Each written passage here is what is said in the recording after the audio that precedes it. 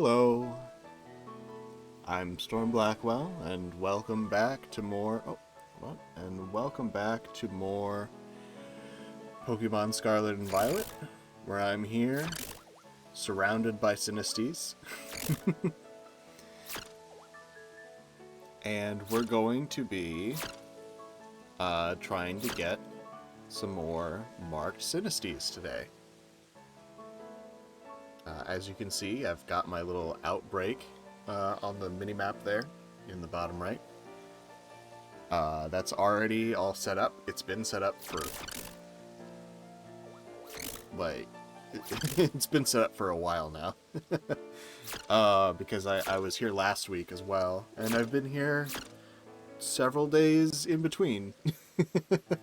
I did manage to get one more marked one in the week in between.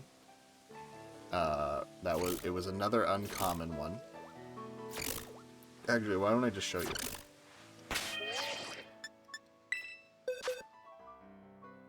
Let's see here. I think it's this one? Yeah, so this one has the uncommon mark. And that's a duplicate. These are my three that don't have duplicate marks on them. We have the Cloudy, the Blustered, and then there's the other uncommon one. So basically, I'm going to, first of all, let's rearrange the moves on this guy.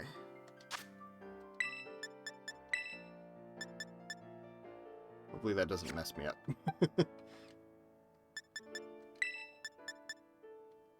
Boy, you know what? I'm actually gonna put them back because I'm worried that I'm gonna try to use the move where it used to be and it'll be wrong. But anyway, let's get to it, huh? Also, I might have fixed my controller some in the week between. I played around with it and was able to figure out how to fully get into it.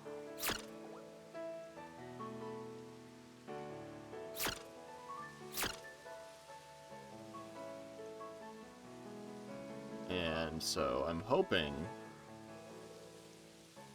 that it's fixed.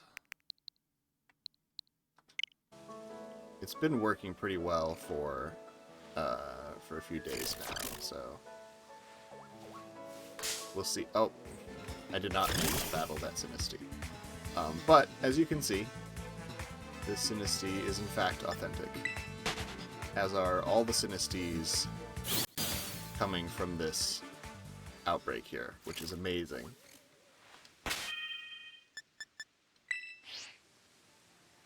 So without further ado, let's get into the hunt.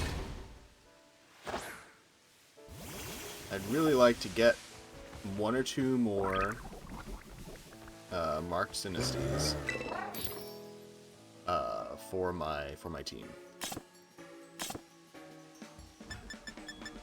And we're gonna make the fast version of the sandwich because I can't be bothered to make the version that, you know, to make the version that saves on the use of salty Urbanistica.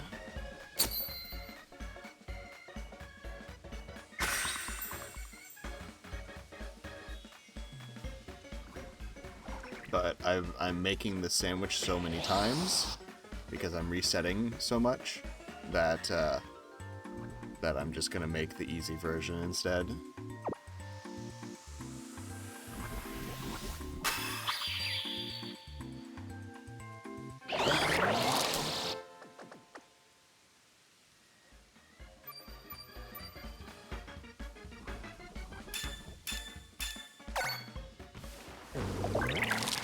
Right?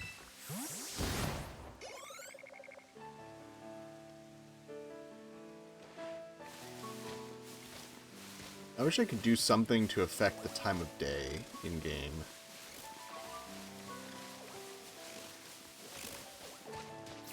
because I would really prefer to be hunting these at night. Because I'd really like the sleepy time. I'd really like the sleepy time mark on one of them. If I get the sleepy time mark, then I'll probably be okay with just stopping after that.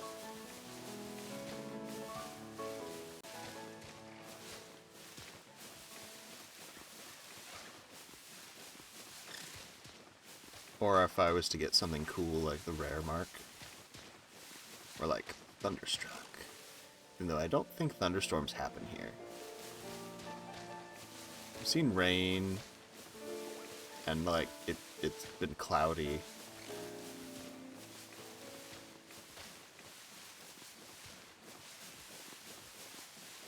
I haven't been able to tell if any of the times that it's rained here have been thunderstorms. Partly because I've been playing without my sound a lot of the time.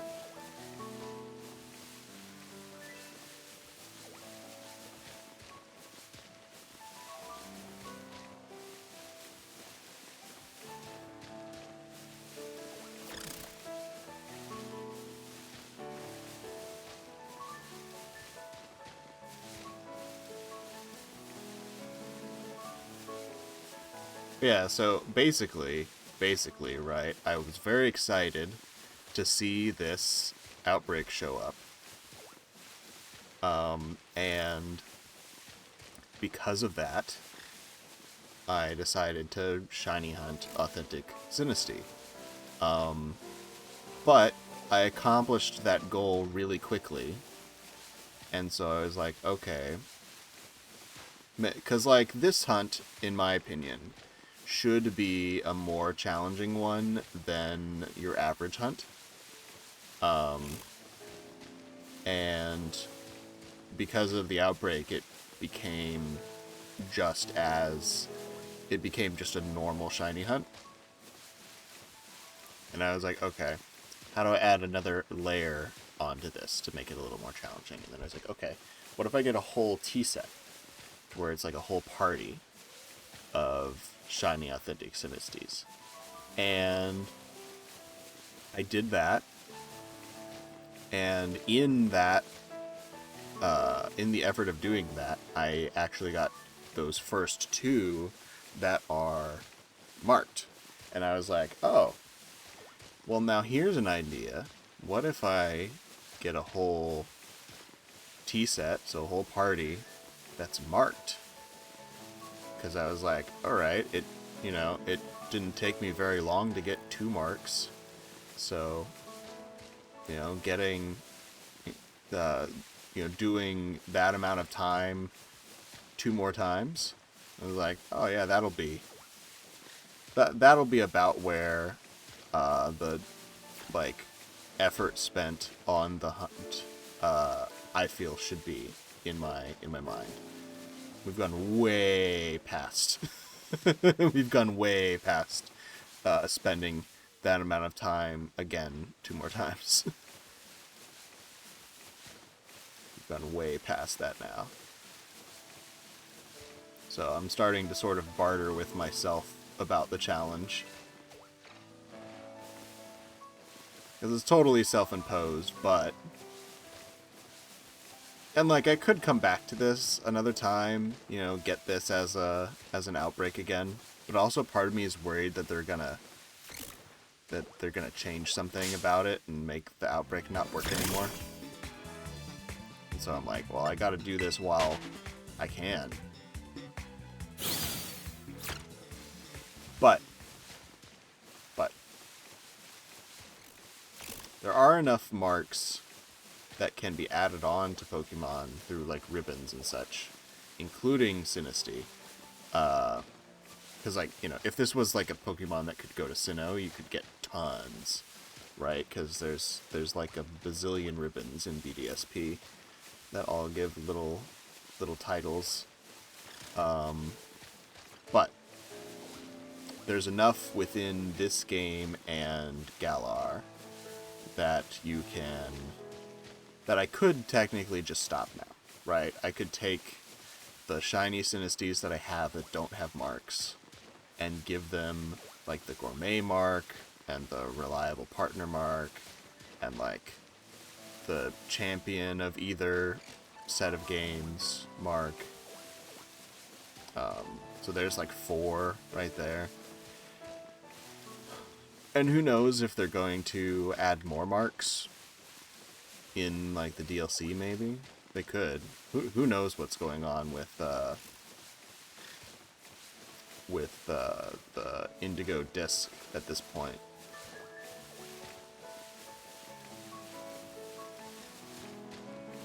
Teal Mask looks like it's shaping out to be pretty much what we expected. But Indigo Disc, like, its whole thing is that it's bringing a whole bunch of Pokemon back that were, like, regionally exclusive Pokemon, so, like, with that whole other school and the, like, Biosphere thing, I mean, it's like something out of Pixelmon. So, who knows? Who knows what they'll do with that. You're not shiny. Get away from me.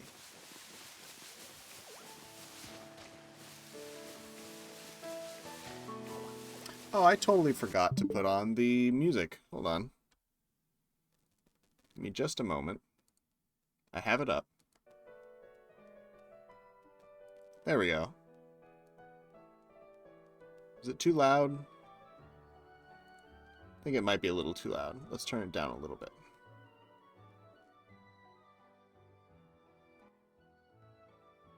And like that, maybe.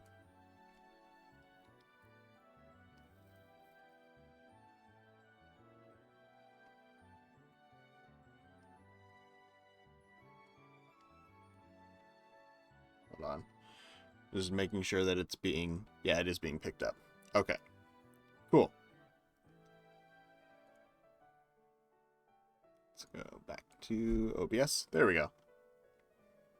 Alright.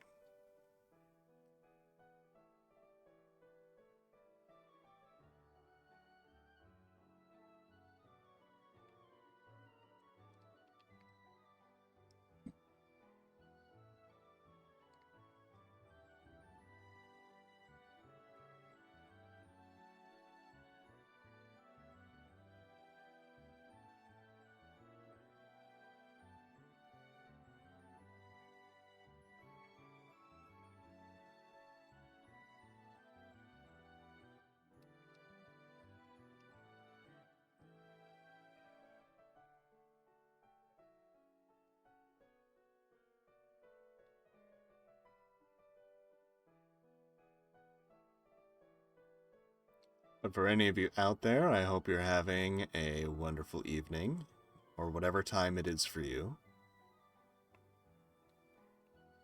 I had a long day today, and the night before I was working on some sprite animations, and it was really long. It was a really long sprite animation. It's like 200 frames or something like that, and it basically felt like stop motion, because I was trying to sync it up to music as well, which, whew, that was rough. That was a rough thing to do, and it's still not done, but I think that the full, like, length of it is done. I just, like, all the timing of it, but it needs... I need to figure out how to, like, what speed it actually needs to be at. Like, all the blocking is done, but I might need to multiply the amount of frames, because right now, if I try to export it, it ends up being really fast. Because the art program I made it in is running at, like, 3 frames a second, basically. Like, that's the playback speed of it, is it gives me...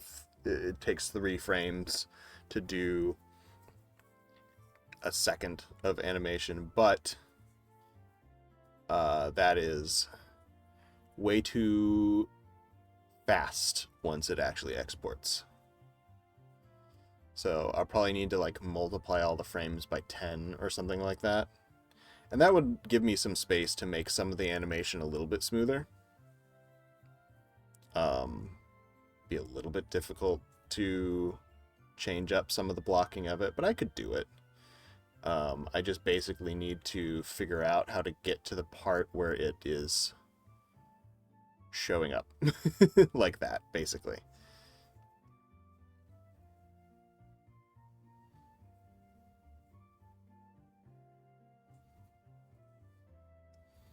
And I'm not going to work on that right now. Obviously, because I'm streaming, but that is on my list of things to do. Oh, let's check out these guys. None of them are yellow. Okay. I need those shinies still, so if those show up, I'll take them.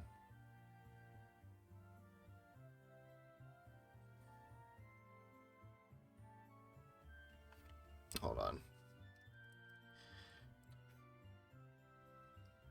There we go. Had a little something on my glasses. Boy, sometimes I feel like in the distance when I'm resetting there's a shiny, but I don't know, and at that point, even if it is, it's gone. So there's nothing to be done for it.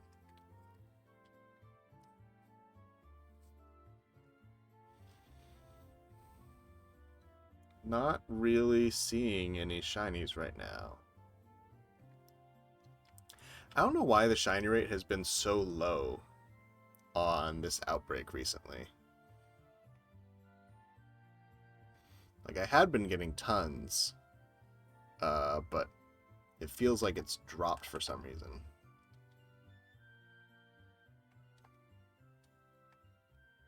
I don't know what would have caused that. Now it's like I might get one shiny per sandwich. And like I still might not. I mean, I have caught quite a few shiny Sinesteas from this at this point. So maybe that's made the rate go down, I don't know.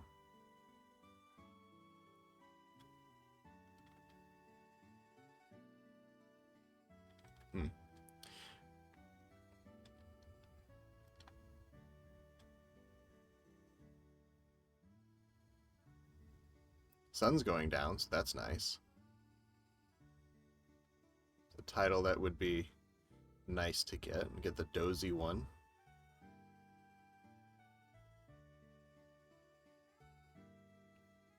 The Dusk Mark. I would take that. I would take that in a heartbeat.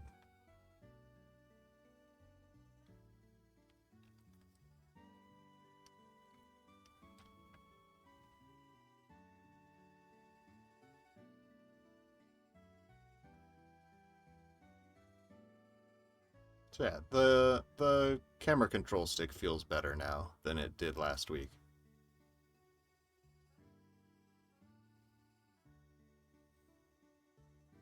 We did have one little hiccup with it, but you probably didn't even notice.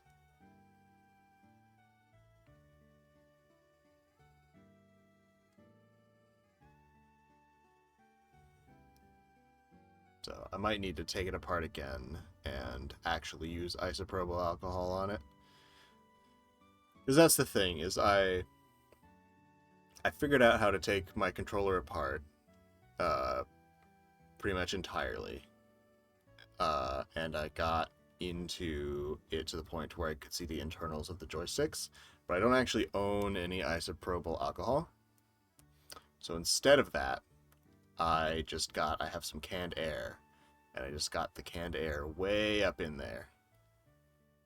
And you're probably not supposed to do that, but I did it anyway. And it does feel like it helped. Because my right control stick was acting up a lot before. Like, it was terrible. It was acting up a lot, and I hated it. But ever since I did that, it's been feeling a lot better, and I don't know if that's all in my head, But in any case, it's been good for me.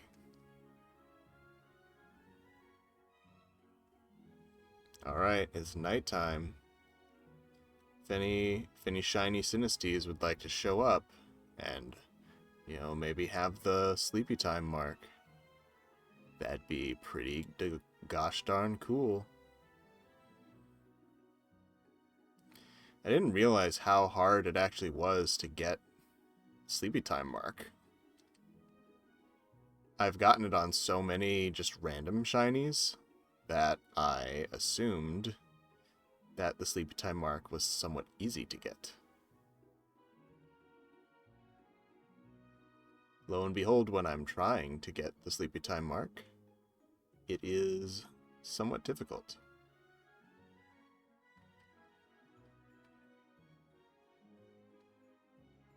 That's alright, though.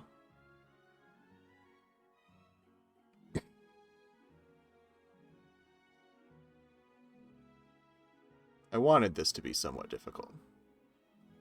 That's the whole point.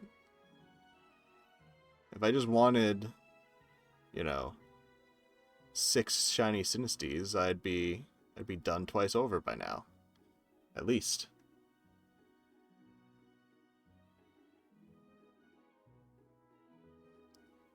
I'm obviously keeping an eye out for other shinies as well. Although besides the dogs, besides the ghost dogs and Sinistea, well, no, I have plenty of Sinistea. Besides the ghost dogs, those are the only ghosts in this area that those are the only ghosts in this area that I don't have shinies for. I already have Bonnet and the balloons.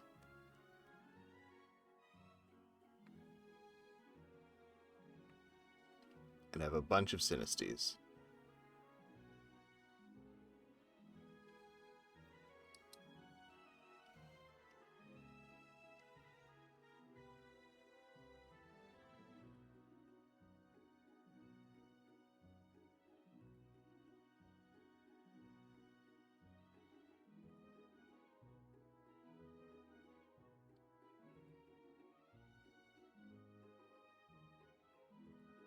You know, sometimes I think to myself, you know, maybe I'll just keep all the runs that I do for a while and just not save, but just, you know, do a few back to back to back. But then I remember that sometimes I do runs where I don't get a shiny at all. And that's not okay. I'd be willing to possibly keep a run where I get a shiny that's not the shiny that I want. You know, but for runs where I get no shinies, that's not cool. Can't keep those.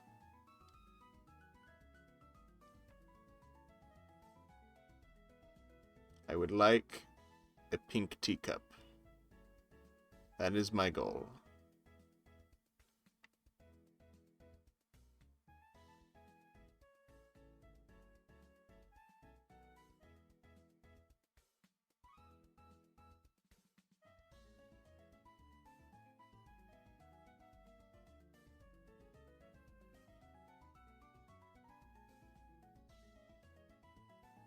I've actually got a few shiny Bonnets.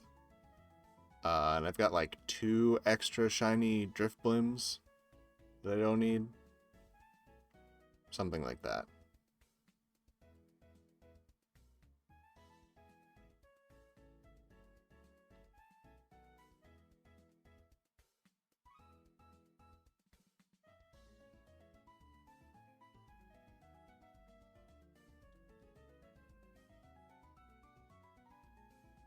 Those are both blue.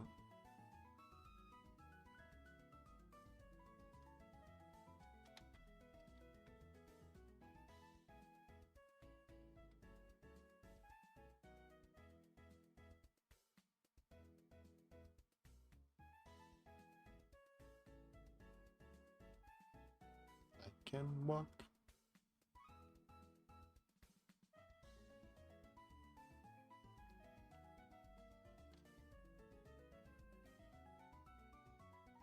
The good thing about this type of shiny hunt is my brain is definitely free up to answer any questions from the chat or just have some discussions. So I will see your chat.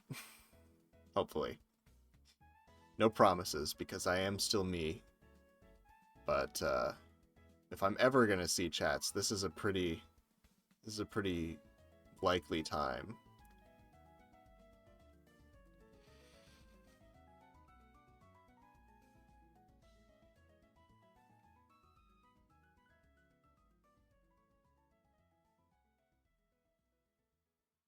I am primed and ready for discussion of things. I can discuss the things.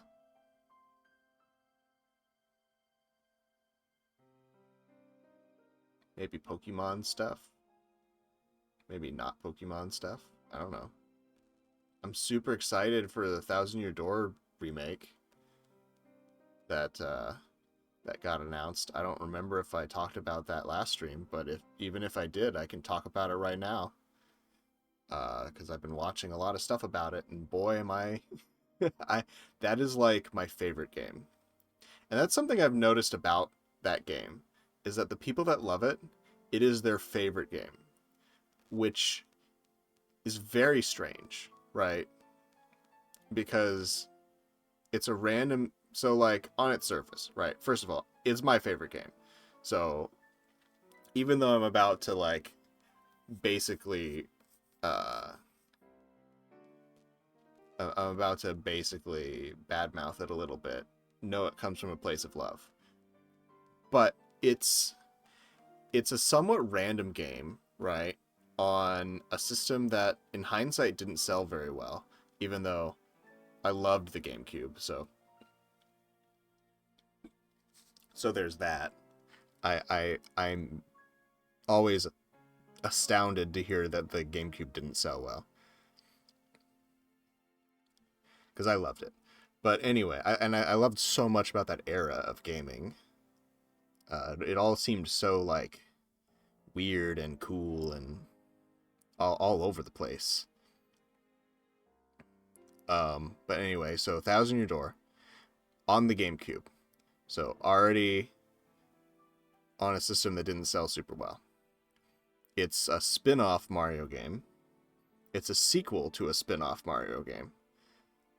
And it's an RPG.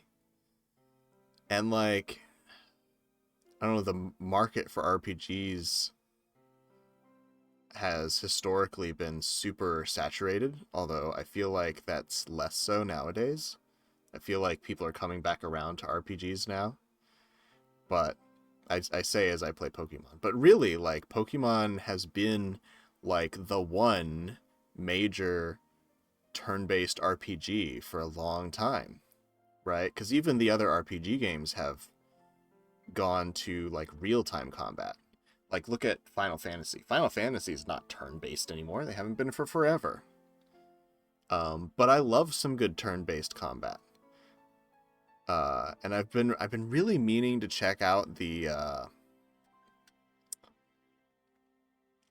what the heck are the games? The Persona games. I was like, the games with Joker. Joker from Smash Brothers. The games he's in. It's my own little Fire Emblem moment. I've been meaning to check those out because apparently, like, just from what I've seen, I think I would enjoy them. But I haven't had the time. Also, I don't remember if they've historically been on Nintendo consoles, and I do not have PlayStation. I have never owned a PlayStation. I've owned an Xbox before, and I'd love to get another one. I'd love to track down an Xbox One. If I could get an Xbox One and add it to my, like, video game library, that'd be great. Because then I could play all the Xbox 360 and Xbox One games that I used to play. Back when I had an Xbox 360 and then an Xbox One. I don't have that Xbox One anymore. Wish I did. But, you know, life happens.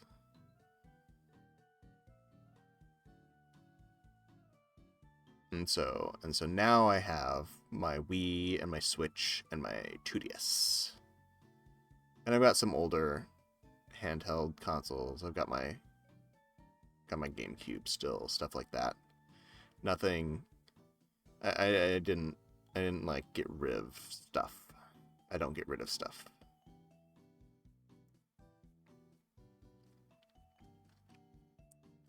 So I got 5 minutes on this. Come on. Come here, shiny Sinistea. I believe in you. You could be sleepy. You could be a sleepy tea. Could be a sleepy time tea. That's the mark that I want the most on this Pokemon. I want the sleepy time mark because I want it to be a little chamomile tea. It's gonna put you to sleep.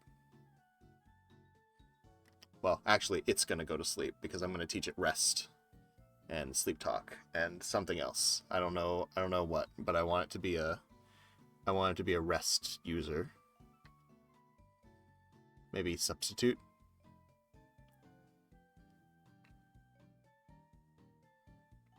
And then something that can actually be used as an attack.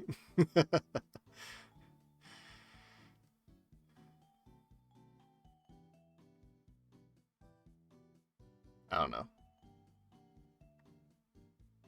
I won't be evolving it, so I'm not exactly trying to make it like competitive, right? I'm just trying to have a little fun with a team of tea, with a tea party team.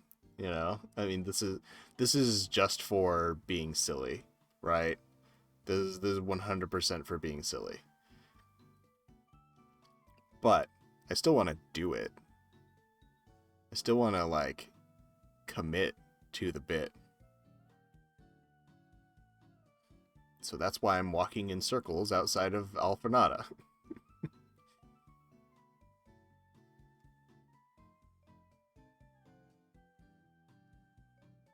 There are just no shinies showing up tonight. And that is upsetting.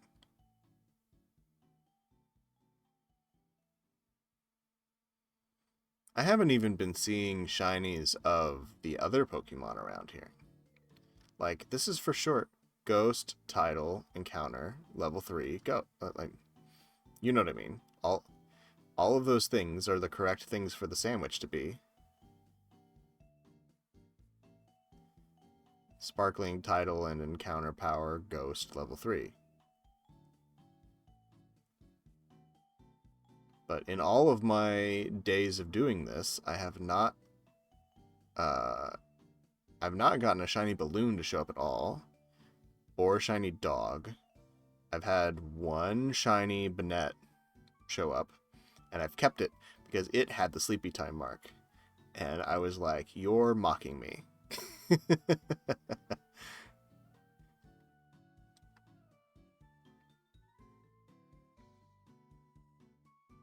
But I definitely see the other, ghost Pokemon showing up. They're just not shiny. I don't know why my shiny luck has really dipped ever since I started this. I don't know if maybe... I'm starting to get curious if maybe there's something in the game that is supposed to like penalize you for not using the internet to set your clock's time. Like if they're like, hey, this person is changing their time of day all the time to stay on the same day. It's like they've been on September the 15th for 11 days now. It's like something screwy here. I thought I saw... What are you like out there? No. Okay.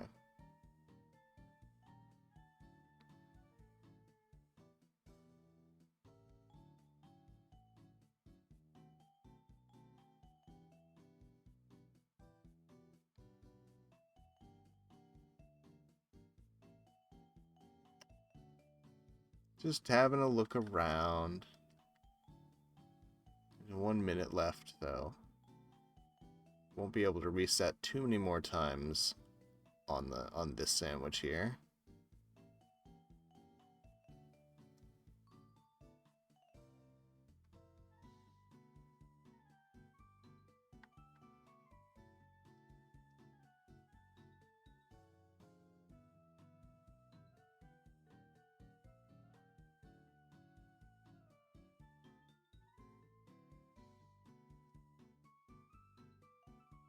And all of the shinies out here, aside from the dogs, are pretty easy to see. So I would think that I would not be missing shinies, but it makes me worry that I am. That I'm not. That I haven't encountered any within that sandwich.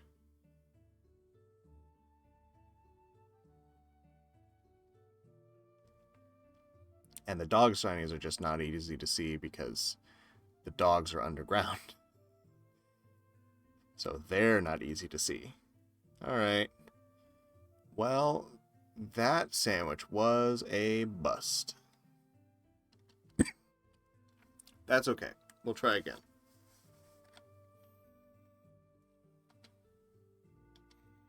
I've been enjoying the Pikmin 4 demo. I should actually play Pikmin 4 itself someday. But I don't own it. But the demo was free. And I played through the demo, trying to do as much content as I could without losing the demo, basically, without them being like, all right, you're done. So I totally cleared the overworld of the first area that they let you go to, and I made it through all of the caves.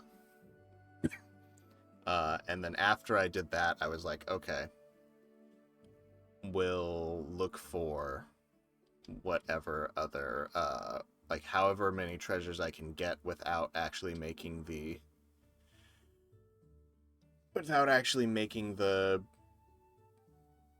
demo end. Because once you've collected too many treasures, they're like, all right, you're done. And I'm considering now doing the opposite. I'm considering now trying to do a playthrough of the demo where I see if I can... I want to see if I can beat it all without any Pikmin besides the red Pikmin. Like, if I could... If I can get to that Sparklium cap only using red Pikmin.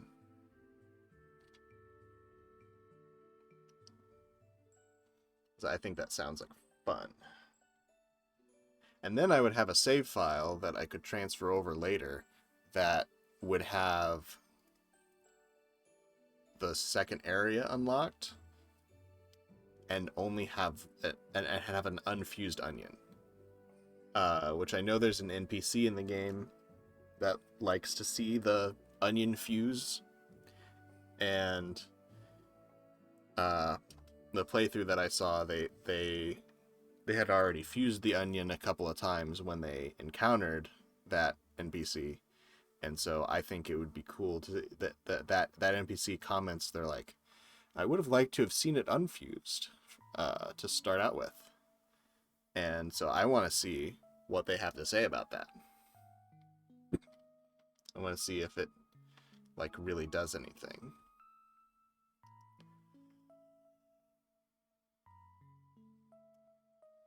Honestly, though, I'd probably buy... There's someone else that I think likes Pikmin more than me. I'm just sort of on a little bit of a Dandori kick recently, where I mostly really enjoy watching Pikmin. But because the playthrough that I was watching ended, I'm like looking for other ways to get Pikmin in my daily routine. And so I was like, let's play the demo. I'm like a leafling. I just really like watching Dandori happen.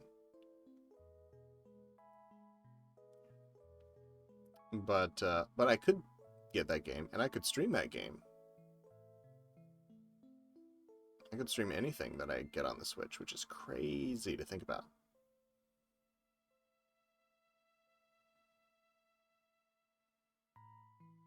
Because in the past, I haven't been able to stream any like Nintendo stuff, even though I've been playing Nintendo stuff in the background. I mean, yeah, nothing that's on a Nintendo console. I've only been able to be like, all right, I'm streaming this from Dolphin or whatever. And it's all been stuff that I've owned. But you know, I couldn't hook up my GameCube to my computer or my 3DS. That I wasn't meaning to do that. I was just sort of readjusting my my thumb. I almost ran into that Sinistea.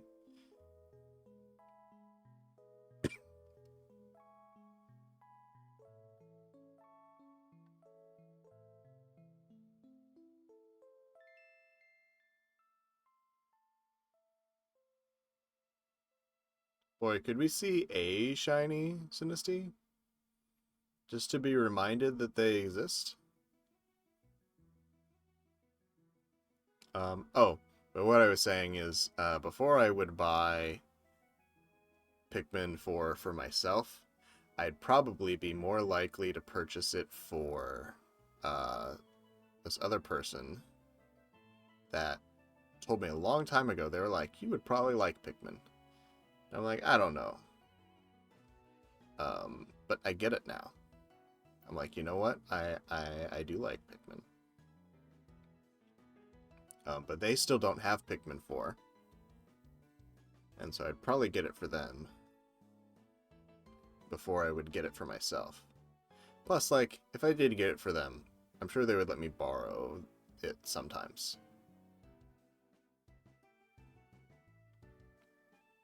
But mostly I would enjoy watching them play it. So...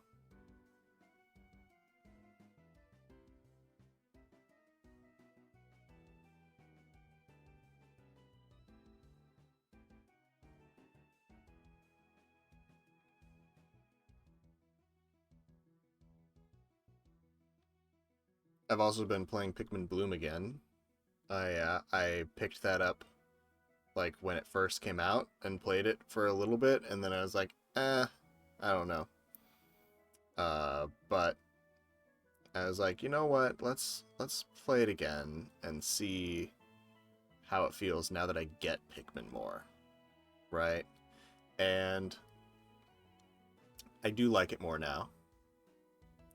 Hi, how has the stream been? It's been all right. We've been we're trying to get a marked shiny Sinistea, another one. We have 3 or 4 already. Trying to build up a whole team because it's silly and fun, and it's a fun, silly little challenge to do. It's taking a lot longer than I expected, but that's all right. I hope you're doing well.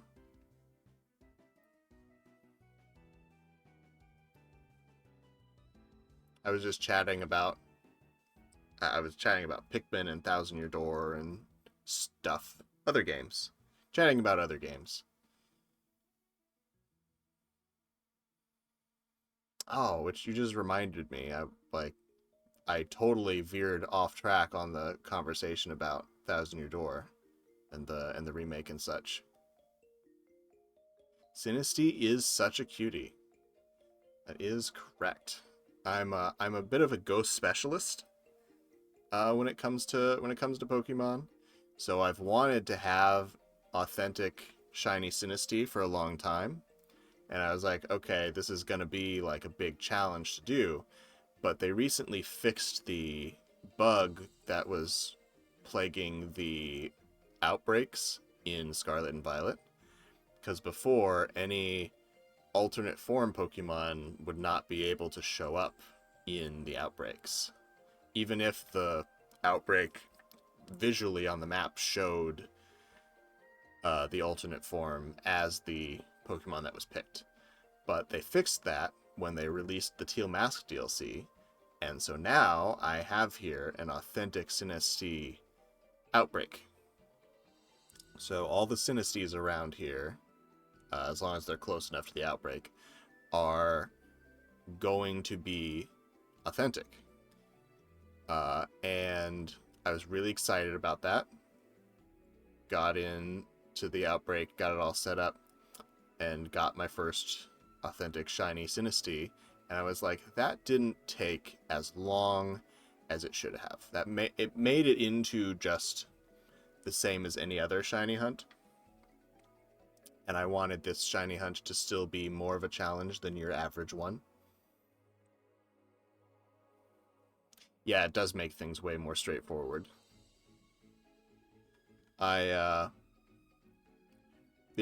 I had just before the Teal Mask came out, I had hunted for Droopy form shiny Tatsugiri. And let me tell you, that would have been made way easier if I had waited until after they had fixed the outbreaks. But I didn't really think they ever would. I've been checking every update that they make. To see if the outbreaks have been fixed, and they hadn't until the Teal Mask DLC came out. Because yeah, I wanted the Droopy form Tatsugiri shiny because it's all white, which makes it look like a little ghost fish. It's the most ghost looking of the three shinies, so that's why I picked it. But all of the shiny Tatsugiri from outbreaks before were the curly form. Just as an example. But they fixed that, and I'm so happy they fixed that. And it's made it to where I've actually gotten quite a few shiny authentic Sinistea. And I got them so quickly that I wanted to up the ante of the challenge of this hunt. To where eventually we ended up to where I'm trying to get a whole team of 6 shiny authentic Sinistea that all have marks on them. And we are either 3 or 4 in to that, depending on how you count it, because we have 3 unique marks, and we have 1 duplicate mark. And I might settle. I might settle for getting 1 more and having a duplicate mark. Because well, honestly, if I were to get 1 more, then I could just have, like, Gourmand and the Champion as the other 2. Because I have unmarked shiny authentic Sinesteas that are, like, extra. And the few marks that can be applied to Pokemon later, like after having caught them, I could put those on there. So I could technically be done now if I wanted to, because I could get the Galar Champion and the Paldea Champion and the Gourmand mark, or the Gourmet mark. Sorry. Could do those 3. I don't really want one of them to be the reliable partner one, even though I could do that, and then I could 100% be done now. But that kind of defeats the purpose of the challenge, you know? It's not really the point.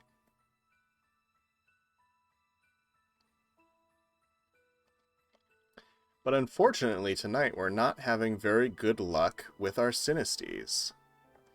The outbreak is, like, definitely past the, like, 60 defeated thing. It was past the 60 defeated thing when I started shiny hunting it, and I've got, like, I don't know, probably like 12, maybe like a couple more than 12 authentic shiny Sinesteas from it. So we're definitely past the 60 mark, and I've got the correct sandwich going. Got shiny, charm, all the good stuff. We're just not getting the luck tonight, unfortunately, for even an unmarked shiny to show up. I'd really like to see a shiny show up at all, just to sort of be like, nothing's broken. You can still get shinies. We didn't break anything. I don't know. I'm sure nothing's broken, but it would just be reassuring to see a shiny show up.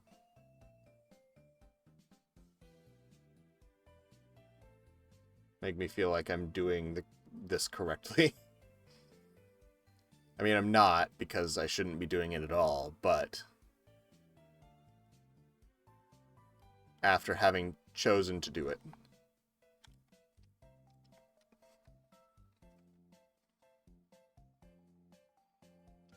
But yeah, after I finish this hunt, I plan to go on to get more of the remaining shiny Pokemon in this game. Honestly, the sandwich method does confuse me a bit, since there are many different types. It's a bit overwhelming. So honestly, there's not that many sandwiches that you actually need to use.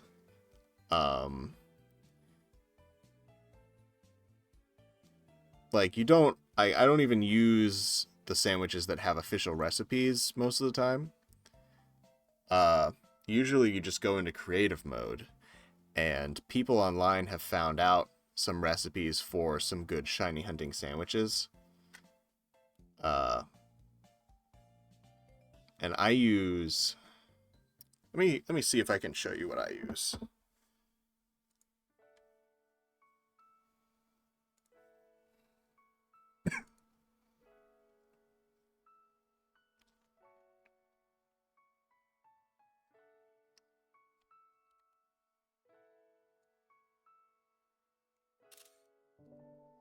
Get that image, and then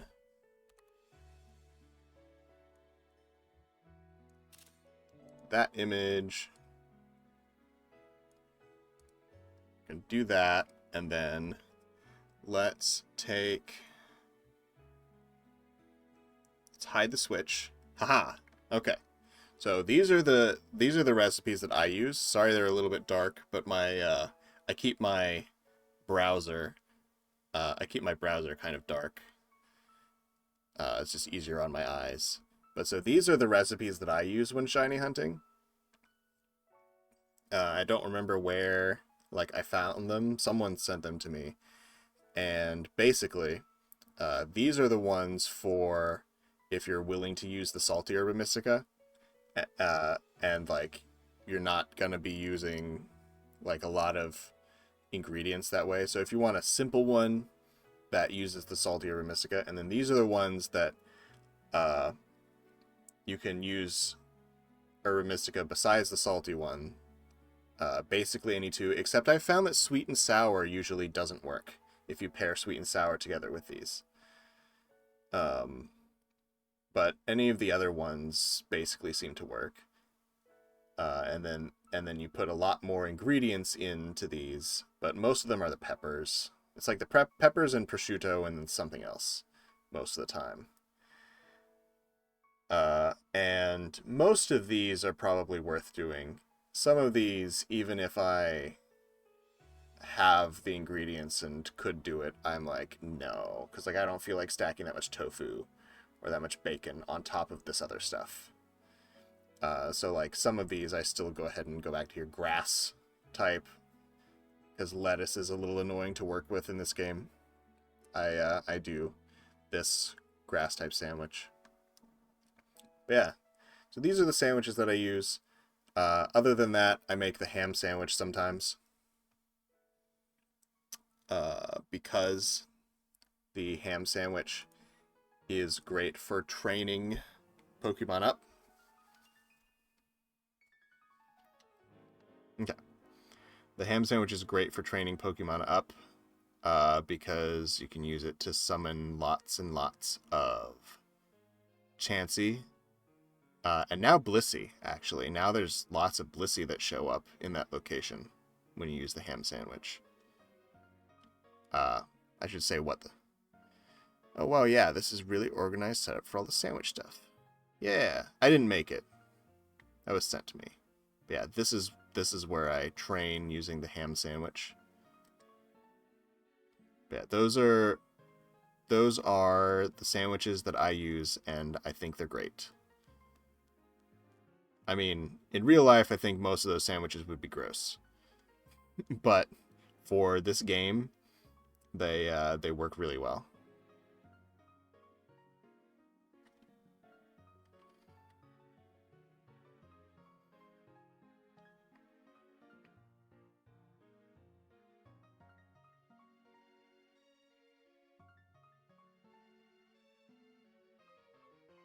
Yeah, this outbreak is primed to be ready to give me shinies, and I've got the correct sandwich going.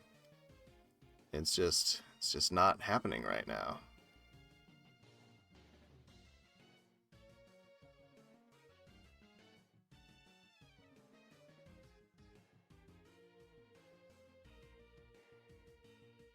If it wasn't for my concern that they're gonna break this again, then I would probably stop this hunt for now and come back to it later. You know, hunt some other things for a little while, because I'd really like to hunt some other things. Fill out more of my shiny decks. Manifesting shiny luck for you. Thank you. I appreciate that. I've gotten a lot of the shinies in this game. I'm almost to 250 unique shinies, and by that I mean ones that aren't like duplicates. I'm almost to 250. I'm like 3 or 5 away from 250. Which that's out of the like 400 that are in the game.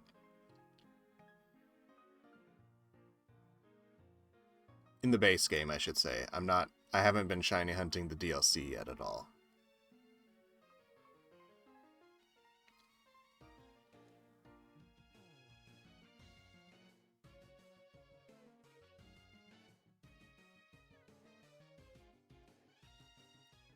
I wonder if maybe I've made the odds of this outbreak go down by capturing so many.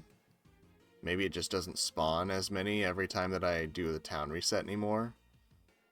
I'm starting to wonder. Because I've captured a bunch of Sinistea from this. Including, you know, ones that I've actually saved that I caught them. So this outbreak is down quite a few at this point. Like, it's got to be down at least 80 Pokemon at this point, because there's the 60 that you use to prime it, and I usually do a couple more.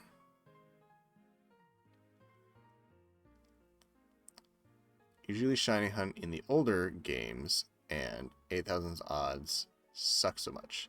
Yeah, I've done some full odds shiny hunts.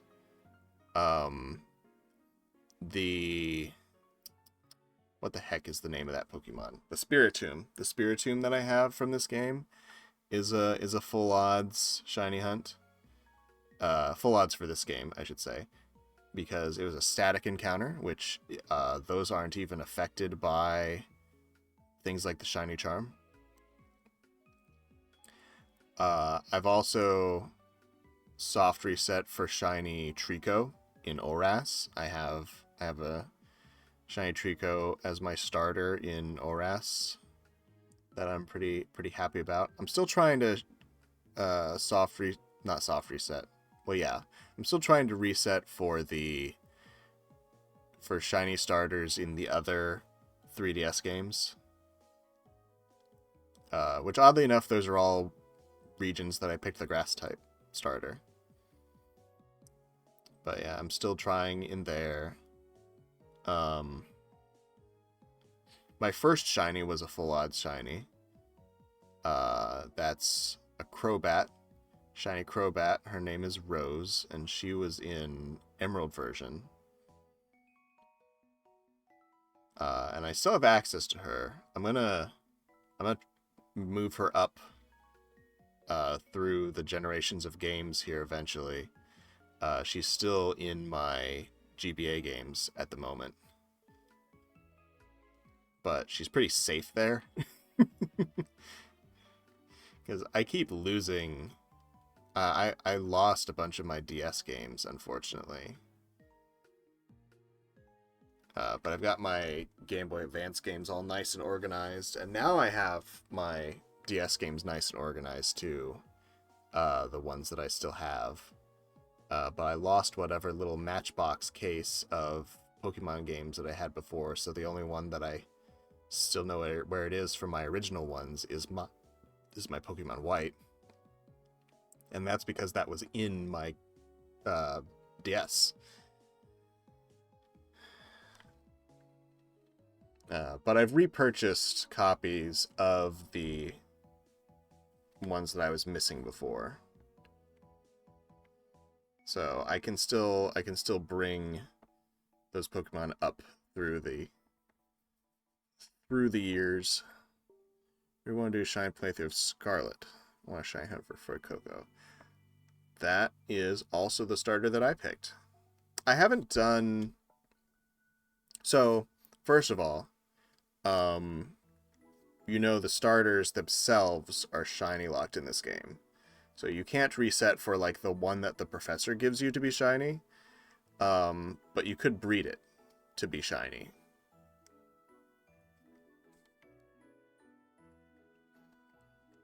Yeah, this game and like Galar, they shiny locked them. Hisui as well. They shiny locked the starters, which I find frustrating. Well, on one hand, I find it frustrating because it means you can't shiny hunt the starters in those games. On the other hand, it's like, yeah. So you would have to like get Fuecoco and then just breed it as soon as you could. And I haven't bothered getting the starters in this game as shinies yet because I haven't done any of the shiny breeding yet. I'm kind of doing the shiny like overworld hunts first and putting off the shiny breeding for later.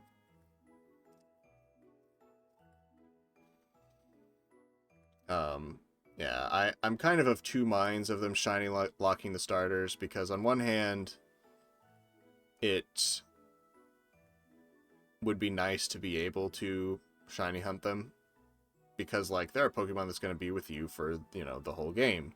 So it'd be nice to be able to get them as shinies, to have a shiny with you the whole game. On the other hand, it helps people like me who would normally sit there and do that on launch day instead be able to actually go out and play the game. Because you're not buying the game and then immediately doing soft resets at the very start of the game and not actually playing the game. So, like, I get it. You know, I get where there's some benefit to shiny locking the starters, but I don't know. Honestly, it'd kind of be nice if the starters had better shiny odds than your normal Pokemon. Like if they started out with the odds of Shiny Charm, like if they started out with Shiny Charm odds, and then like for the people that care about getting a shiny starter, then it would, you know, let them do it in a more reasonable time and get to actually experiencing the game. But for the people that don't care, they just, you know, can go play the game. Yeah. I agree. I am going to be trying to shiny hunt those through breeding eventually. They're on my list. on my list, but I find hatching eggs to be, I don't know, it's not as fun as tracking down shinies in the wild for me. And so I am putting that off until it is basically what I have to do to get more of the shiny decks filled out.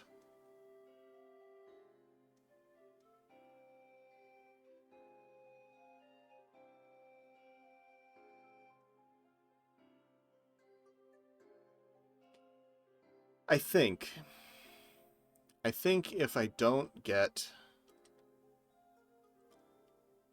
another marked shiny Sinistea in this stream, then I think I'll put this hunt on the back burner for now and go do other hunts. Because this has taken up a couple weeks of my life, and I don't need it to. Hey, Dylan! Thank you for following. I don't know why the alert didn't show up. Hold on.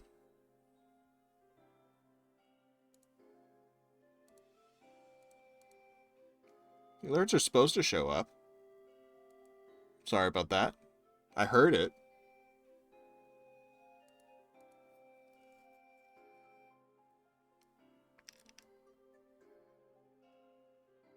That's weird. I'll have to look at that off stream and see if there's a issue with it. Oh, it showed up on the stream. Okay. It just didn't show up for me in OBS, I guess. Or maybe I just missed it.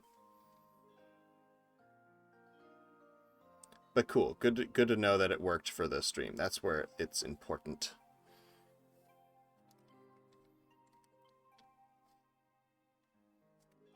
But yeah, thank you for following. I always appreciate people coming in and having a nice little chat with me. Helps break things up when I'm doing especially grindy, I should say, grindy hunts like this. But just in general, it's just nice to have people around, you know?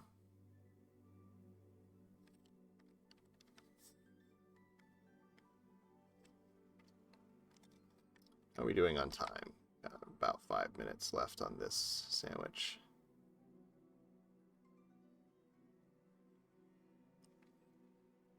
I'm kind of starting to feel like maybe I want to go do a different shiny hunt. I've already named the stream. So I feel like I gotta at least catch one shiny Sinistea in this stream. Even though I don't really need a non-marked one anymore. I have plenty. Recently gotten into shiny hunting more seriously, and so I like watching other shiny hunt. Just talk about any current hunts and such. It's fun. That I totally agree.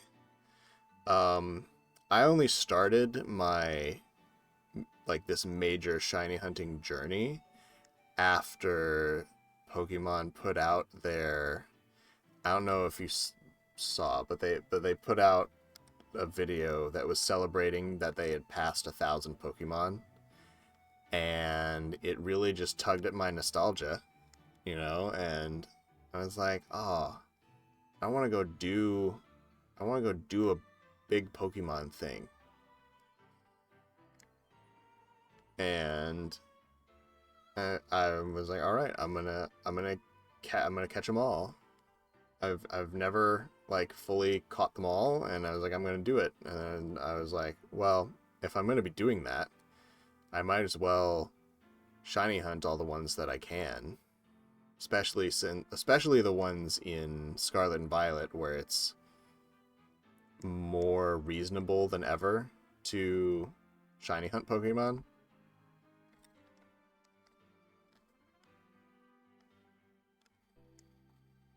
I've done other nice, fun hunts along the way. I went to, I played Crystal version a lot in my free time here recently, and I played that in order to get all of the possible shinies from the odd egg in Crystal.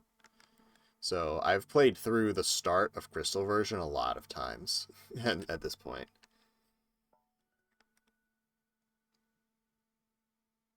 Because if you don't know, the odd egg is an interesting little thing in Pokemon Crystal, to where once you get to the daycare, the guy there will give you the odd egg, and you get one per save file. But you can save right before talking to him, and then when you get the odd egg, you go hatch it, and it'll hatch as one of the baby Pokemon, besides Togepi, that were introduced in the Johto region. And each one of those has like a, I don't remember off the top of my head, but I want to say it's like a 1 in 7 chance to be shiny. It's something crazy. Uh, but that's a little misleading because the odds are sort of different for each Pokemon. So it basically, you have like a,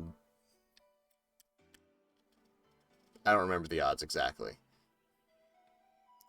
I don't remember the odds exactly. Don't quote me on that. But I remember I remember specifically that it's a. I think. Hold on.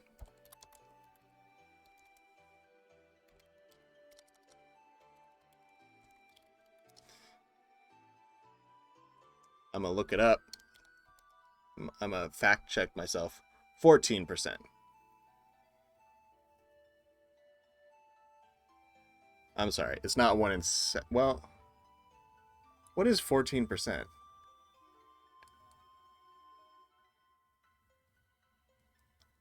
What does 14% equal out to?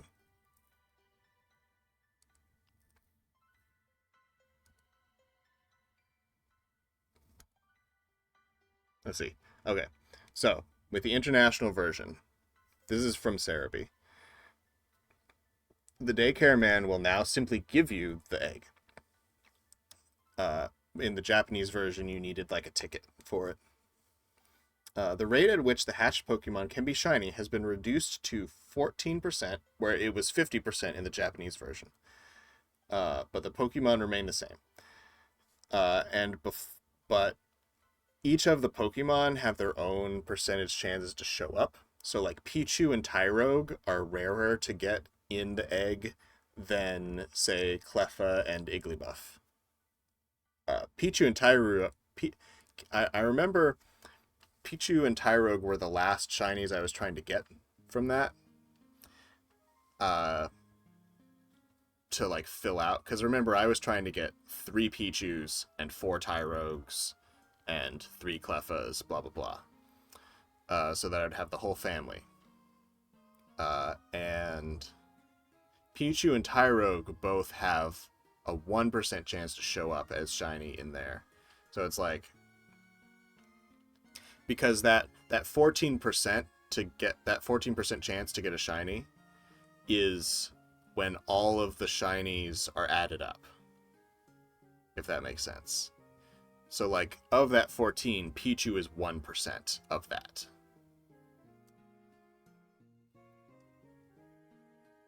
So eventually you're getting a lot of duplicates when you're doing that hunt. And unfortunately, each time that you choose to keep one of those, you have to, first of all, you have to teach it enough moves to get it to unlearn Dizzy Punch, because Pokemon Bank doesn't like these Pokemon knowing Dizzy Punch. It thinks they're illegitimate Pokemon, because it's just some oversight. So you have to unteach them Dizzy Punch. So That's the first thing. But then after you've successfully put that Pokemon into Pokemon Bank, then if you want to hunt it again, you have to start the game over because you only get the one odd egg per playthrough. So I got pretty good at doing the first few towns of Pokemon Crystal. And, also being sure to pick up relevant TMs along the way to be able to use for teaching the Pokemon enough moves to unlearn Dizzy Punch. And for some of them, it was a lot. Like, Tyrogue only knows Tackle and Dizzy Punch, so you have to teach it 3 moves.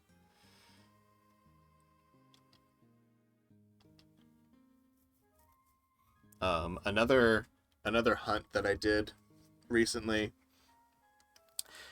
is, I don't know if it really counts as a hunt per se, but another shiny Pokemon that I got recently in the old games is Mew.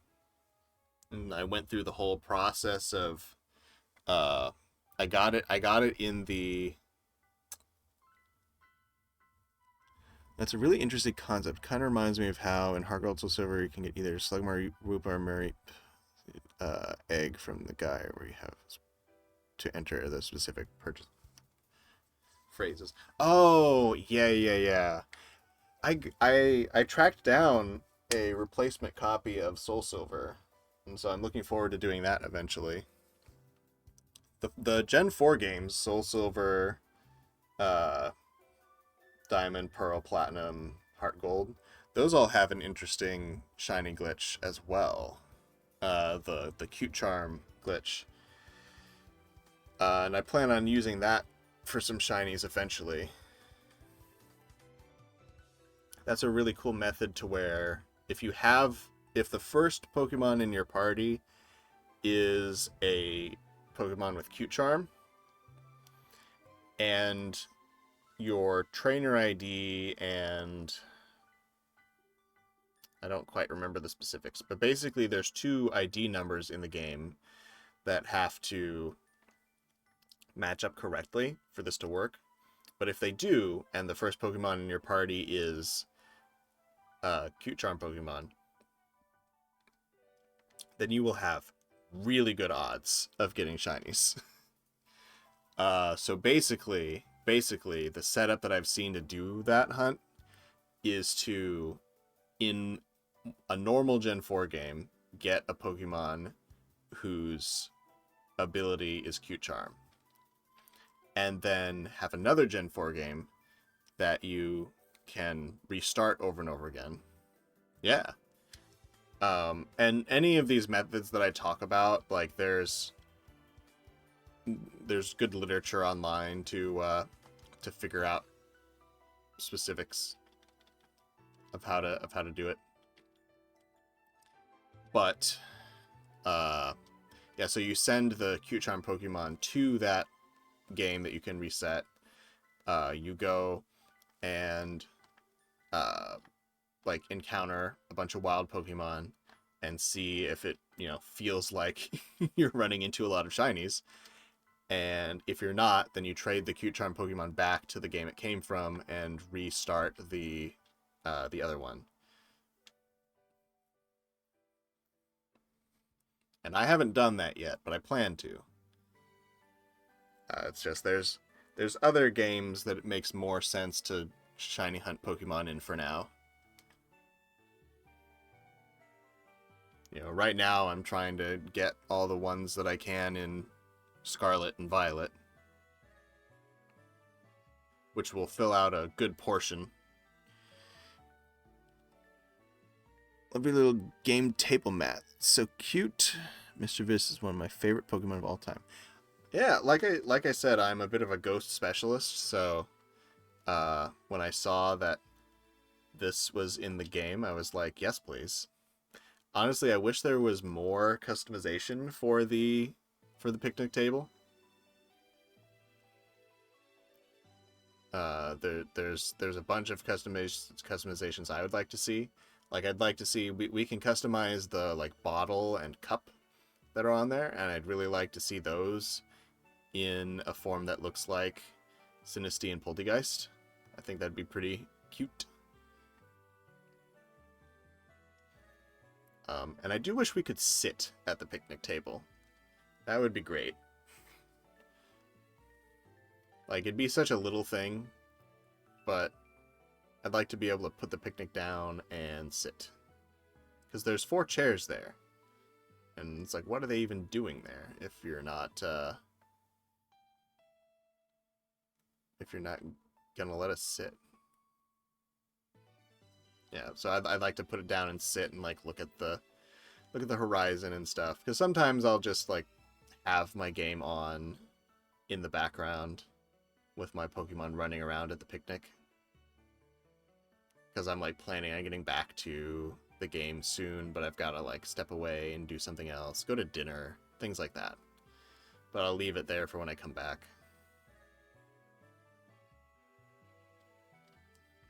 Obviously not while I've got like a shiny sandwich going or something.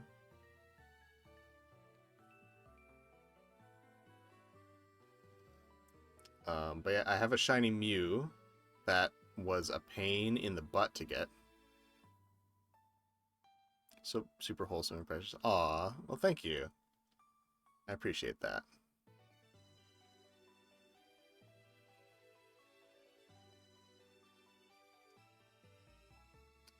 I wish that the picnics were sort of a mix between the picnics we have now and the campsites that we had in Sword and Shield. Because there's some stuff about the campsites that I miss. I miss having the tent. I miss having more like stuff that you could do with the Pokemon. Whereas now it's basically just like, do you want to bathe them or do you want to watch them?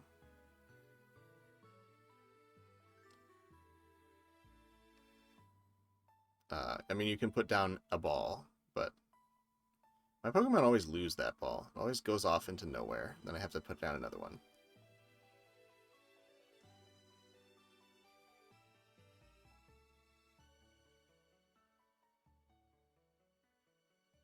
I will be going back to Sword and Shield eventually here. I plan on doing it basically after the Twitch channel is a little bigger, because I would like to have some viewers join me in the Dynamax adventures. Because there's a bunch of Pokemon to shiny hunt there, and those have really good odds. Those have like 1 in 100 odds for the Pokemon to be shiny. And the white whale of a shiny hunt for me is in there. I really want to get shiny Lugia, and I have never gotten it. That's what I was doing on my original Soul Silver version when I lost it. I was shiny hunting for Lugia in Soul Silver back when I went to my prom. I did that like during the like waiting times for the prom, basically, when we were like traveling around between like prom and there was more than one location. I don't remember why. I don't remember how proms work. It's been too long. But like basically when we were in the car. Because it was a whole big group thing too. You know, I promise I wasn't like disappointing a date or something. It was just a whole big group thing where we were all going around in a car together.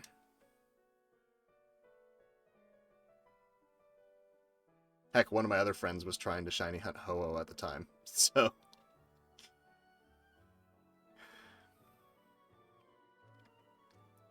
but yeah, I lost that cartridge, so lost that shiny hunt. But I would love to attempt that shiny hunt in the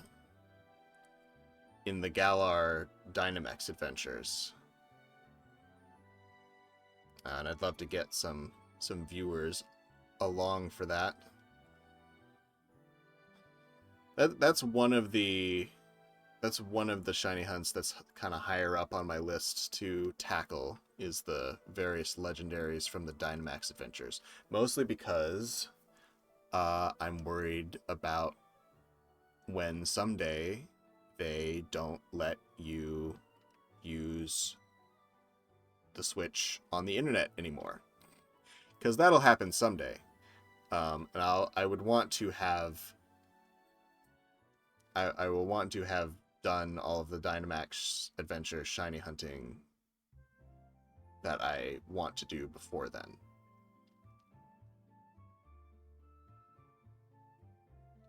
And I've gotten some shinies from the Dynamax adventures, just not a lot of legendaries. That they do. They do love restricting things.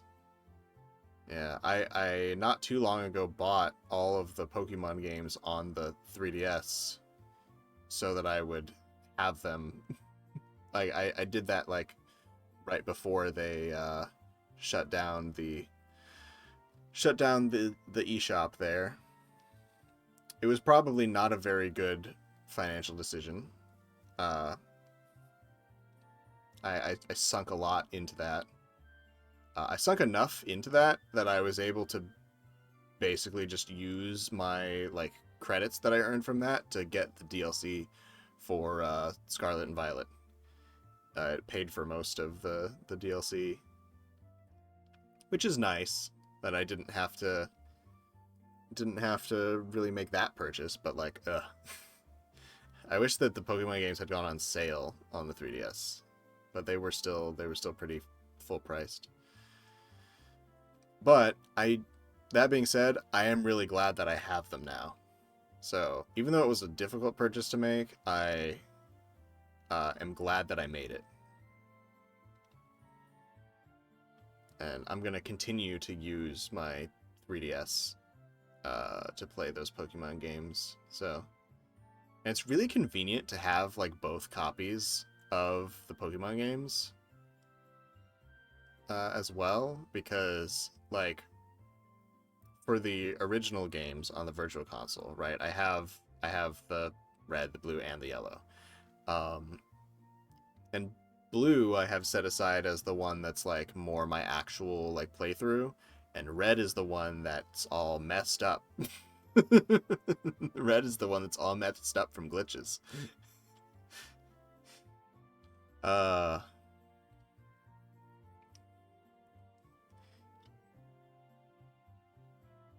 But yeah, I can have one that's for each generation. Then I can have one that's like more my actual playthrough, and I can have one that's more for like anything I would have to reset for. The Alola games are real interesting like that, because I have all 4 of them, and I recently ran through Pokemon Ultra Sun in order to get my Mew through it, to get the couple of ribbons it was eligible for there, because it was eligible for the Alola Champion and the one of the tower ribbons, because there's one tower that it's allowed to go in, and then one that it's not. So it was able to do that. And so my shiny Mew from the Virtual Console is set up to actually be a ribbon master someday, which I'm excited for. I went through and I followed Austin John Play's guide to getting a shiny Mew on the Virtual Console, and it is a mess, but I did it. And then I sort of speed ran through Pokemon Ultra Sun to get those 2 ribbons on it. And then I'll read that in here in just a sec. And then I got it into the Scarlet and Violet games in time to be able to get it the Mightiest Mark from the Mew versus Mewtwo event. So that was why I was rushing through getting that shiny Mew. Yeah, I wasn't able to get the games on the DS, which is pretty unfortunate. I have like no games pre-Gen 4, which makes which makes me really sad because I didn't grow up during the prime of Pokemon. I kind of came in around Heart Gold, Soul Silver, which makes me sad. And by games, I mean older games from GBA and such. Yeah, so let me think. Let me think about what my collection is like. So I have all of the original games as cartridges, but those cartridges don't really work anymore because the batteries are dead in them. Hey, look, there's a shiny. It's not the shiny that we're here for, but it is one. Let's see if I can just throw a Dusk Ball. No. Okay. It might destroy itself.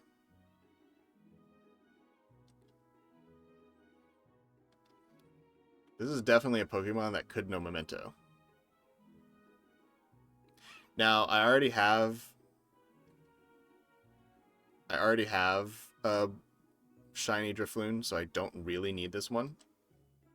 So I will not be too sad if I lose it.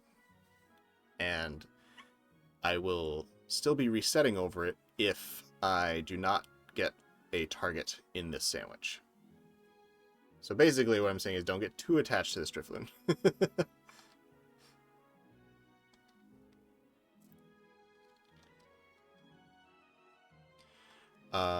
Let's see. I have the first 6 all as cartridges. I've been thinking about trying to get those framed sometime. I think that'd be neat. Oh, there it goes. There it goes. I wasn't trying very hard to get it. I suppose I could have kept... Like, if I really, really cared about getting that shiny Drifloon, I would have saved beforehand. But I don't really. Because like I said, hold on. Rip cutie... Here, let me show you. Let me show you so you're not sad. Where is it? I know I have it here somewhere. Well, first of all, here's 2 duplicate shiny Drifblims. Somewhere, I guess I must already have trained it up. Let's see, where is it? Aha. There we go. There's the Drifloon I already have, and then I have this Drifblim as well. Yeah. The Pokemon that use like Memento and Self-Destruct in the wild are so dumb. I like Self-Destruct I kind of understand. Memento is dumb. Because Memento, all it does is lower your stats, but then that...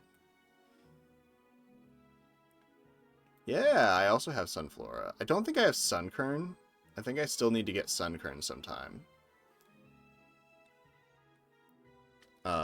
But I'm not really prioritizing getting the shinies from Gens 1 and 2 right now. Because those I have another plan for. The shinies from Gen 1 and 2, I plan to actually breed in Pokemon Crystal. Because back then, shininess was sort of genetic in a way. Because it was based on the stats of the Pokemon. It wasn't until Gen 3 that it was kind of separated from that. And so, back in Gen 2, if you were to use a shiny Pokemon as part of your breeding, that would give you better chances of getting shiny offspring. And so, everyone knows there's the one shiny Pokemon that is guaranteed in the Johto games, and that is the Red Gyarados from the Lake of Rage. And because Johto uses stats to determine shininess, you can actually send that Pokemon to Kanto and then send it back, and it would still be shiny after it came back to Johto. So basically the plan there is to send it to Kanto and have it know the move Mimic. right? It has to know Mimic. It learns Mimic, and I think that's the only move that it should know. You go and encounter a Ditto. The Ditto uses Transform on you to turn into you, right? And then it uses Mimic the next turn, and it uses Transform again. And when it does it that time, it actually overwrites its own stats. It actually overwrites its own stats and makes itself into a shiny Ditto, which is pretty cool. I should have bought the French version of, like, I should have bought one of the foreign versions of the original games, because then I could make my own shiny Masuda Dittos this way. But anyway, I didn't know about this method until after the shop was closed, so there was no there was no reason for me to buy the foreign versions of the games back then. And that would have been actually a really tough thing to justify doing. But anyway, it becomes a shiny Ditto through that. And so then you send it to the Johto games. It obviously doesn't show up as shiny in the Kanto games because shinies didn't exist then, but it'll have the right stats for it because it'll have copied the shiny red Gyarados' stats. You send that over to the Johto games, and then you can use that to breed with anything in those games because it's a Ditto, obviously. But then it'll have the better odds. It'll have the better odds for like already being a shiny, and it'll have the better egg like creation rate, like production, not production. Producer's not a word. It'll have the better egg production rate for being a Pokemon from a different game than the Pokemon that you're breeding it with, presumably. Are any of you shiny? Nope.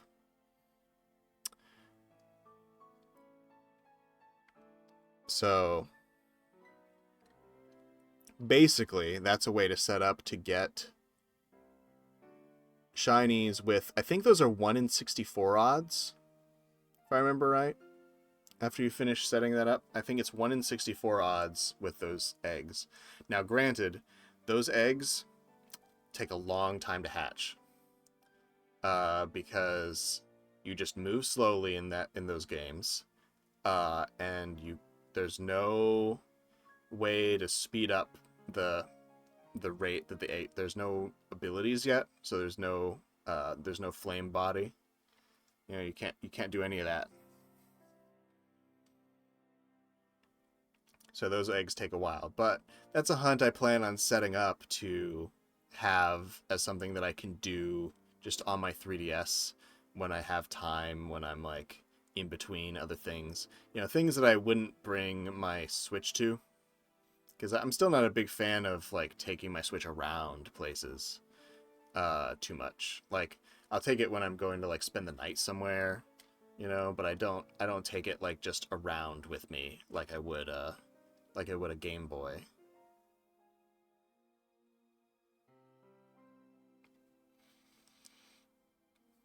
And so that's a hunt that I plan to have going sort of in the background. So I've deprioritized any of the Kanto and Johto Pokemon that show up in the more modern games because I have other ways that I could get them, other than like the legendaries, right?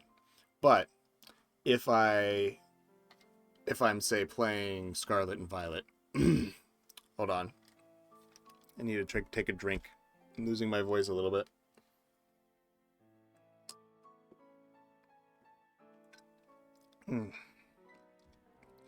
If I'm playing Scarlet and Violet and I and I catch my target, and I still have some time left over in my sandwich, then I might use those leftovers to try to get a Pokemon that's from Kanto or Johto. If it makes sense. Usually I'll still prioritize ones that come from the more recent games.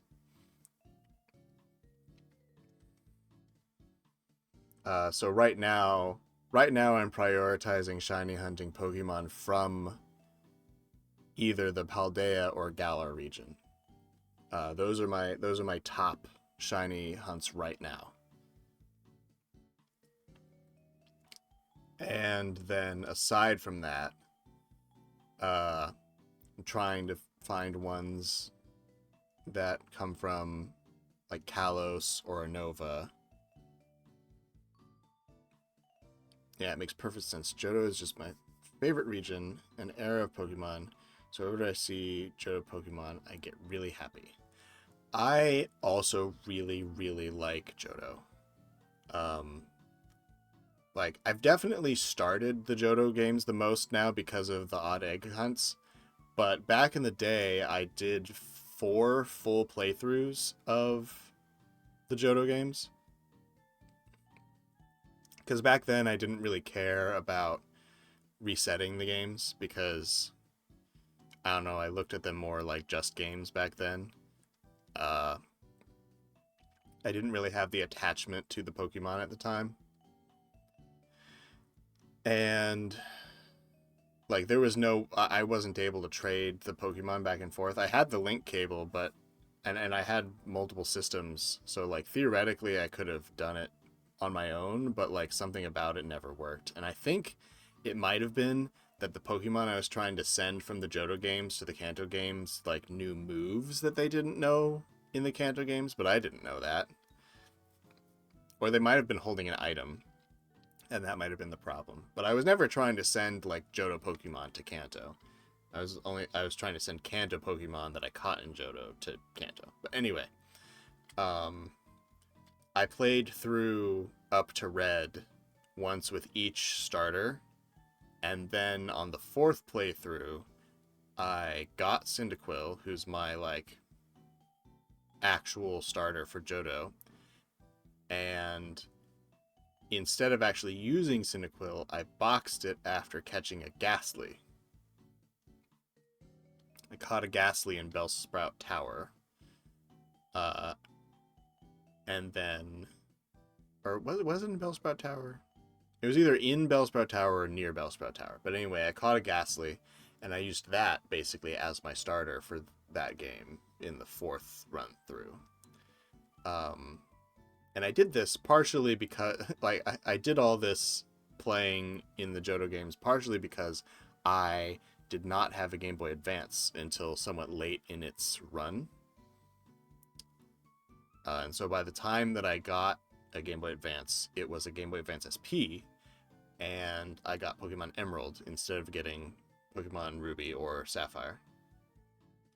Because those had already, like, kind of come and gone at that point. What are we doing on sandwich time? Man. These sandwiches are not treating us well today. I feel like I need a palate cleanser of a shiny hunt.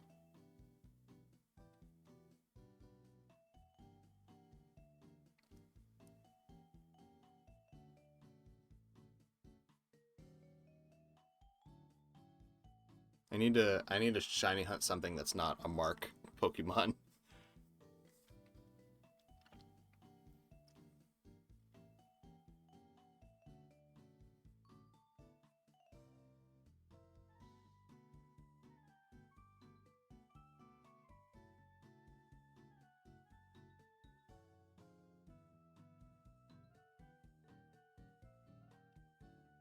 So after this sandwich, once I reset again after the sandwich, I'm gonna look at my list of Pokemon to shiny hunt still in this game and see what sticks out to me as something to do.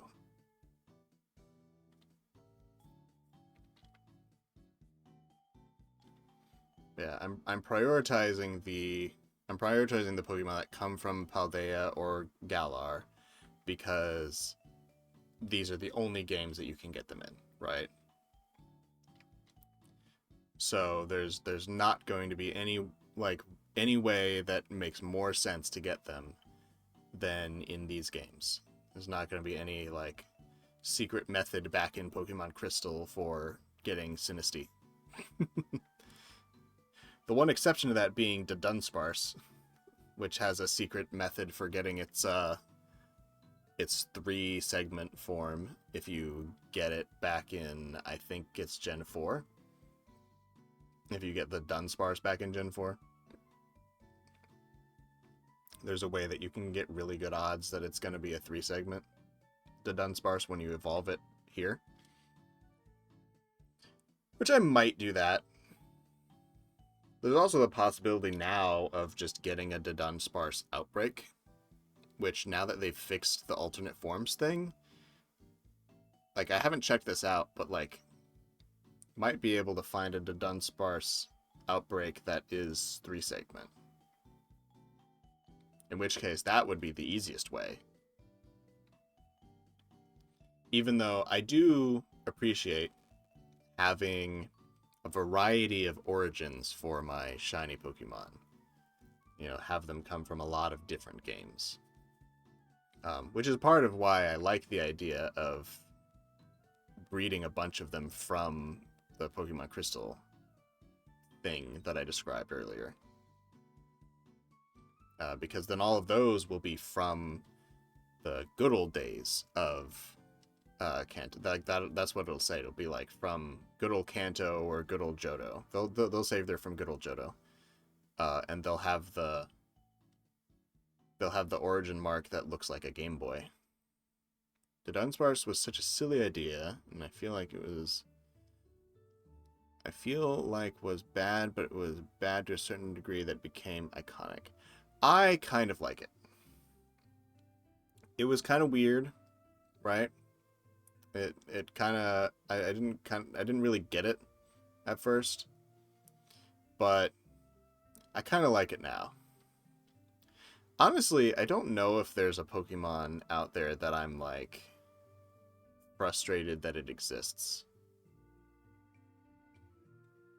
There's some that have things about them that frustrate me, right? Like, it will always bother me that Victini is the first Pokemon in the Unova Pokédex, rather than being at the end like it should be. Because it kind of looks like it's the last Pokemon of Sinnoh. And so we have this one region that is the odd one out that does not start with the grass starter. And so that will always bother me somewhat. And similarly, it bothers me that we don't have a way to get shiny Victini. They've just never given us that. So any Pokemon that there's no way to get a shiny of them through legitimate means, that frustrates me. Like if there's never even been an event for it.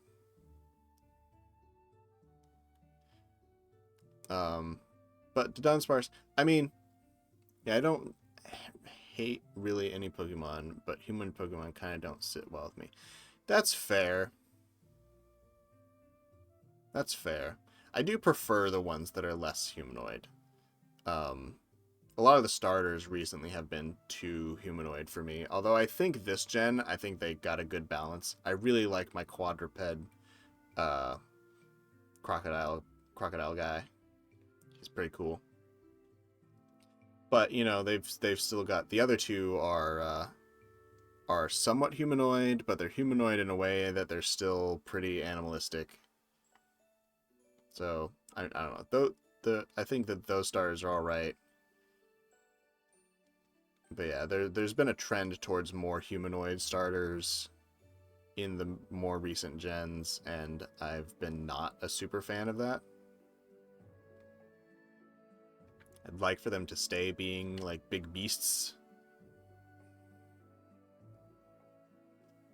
Inteleon, I'm kind of disappointed in how it turned out, because I really liked Sobble, And I really liked a lot of the ways that Sobble could have evolved that the community speculated about.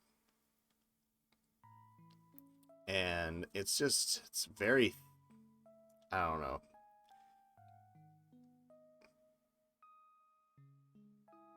Not a super fan of Inteleon. But like, you know, Dunsparce's existence does not mean that there could never be. I know people really want a dragon type evolution for Dunsparce, and the Dunsparce doesn't make it to where that could never happen, right?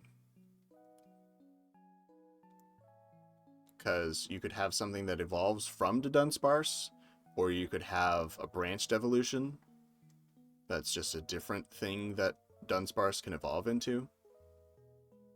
I mean, heck, look at Applin. Look at Applin with its... It had two evolutions in... It had two branched evolutions in the previous gen. And then this gen, they gave it another branched evolution that people are saying is probably going to be able to evolve again. So that's going to be a really weird line. But I'm here for it. I really like that. I'm really curious if Diplin does evolve, I'm really curious what it will look like once it does evolve. What does a third stage Applin look like? My sandwich ran out. Alright. We're going to reset over this. Which, by the way, means I technically didn't really fail that drift loon because it didn't happen. Let's take a look. I'm going to pull up my... I have a thing. Hold on. Don't go anywhere. Hold on to your butts. Got... Where is it? There it is. I found it. Alright, let's get... Switch turned off again. Okay. So this is my little infographic I have for the shiny hunts that I'm still doing. These are all the Paldean wild shiny hunts remaining. Does not include hatchable Violet exclusives. Does not include Gen 1 and 2 hatchables because of the thing that I talked about before. Does not include Hisuians. And does not include Teal and Indigo DLC. So, these are the priority shiny hunts for me. These are all the ones left that can be found wild in Pokemon Scarlet that are from either Paldea or Galar. And as I reach certain milestones, I'm having a friend help me shiny hunt these guys. And then I've got the other regions of wild Pokemon that can be found in Pokemon Scarlet divided up here by their little region color gradients.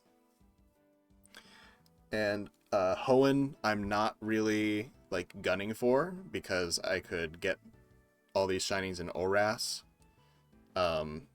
Similar situation for these shinies, you know, I might do these as leftovers, but I'm not super trying to get these in Scarlet and Violet. Happiny I might, because it's a egg baby Pokemon and being able to find it in the wild is nice. These two regions are good for me to track down in Scarlet and Violet because it's a little bit more complicated to get Pokemon from their games. And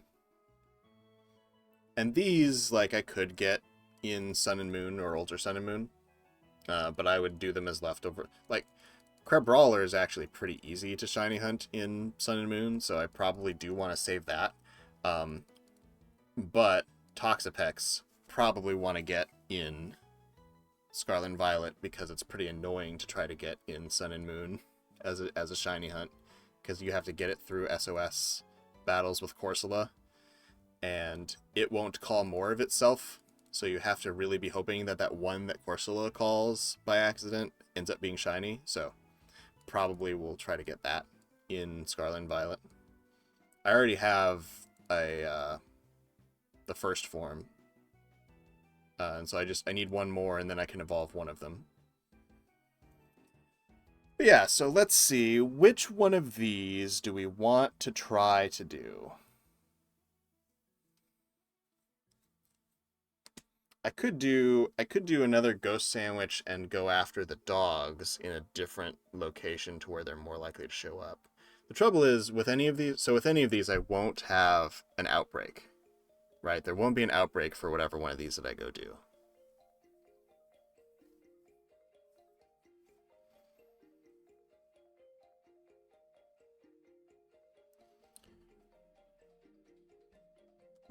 What if I go do this one? Go do Slitherwing. That might be fun. So we would do a bug sandwich and get that, and then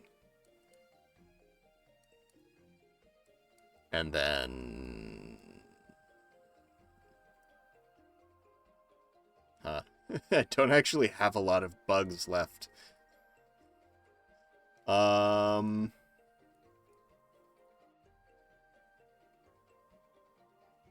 Still though,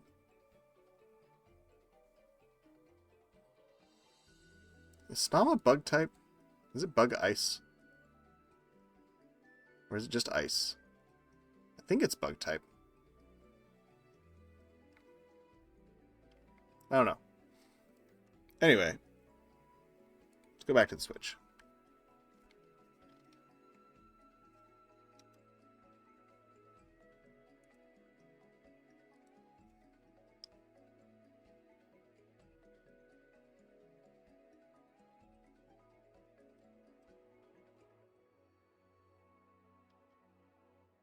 I wish that the Game Freak logo was not so bright. It is very bright.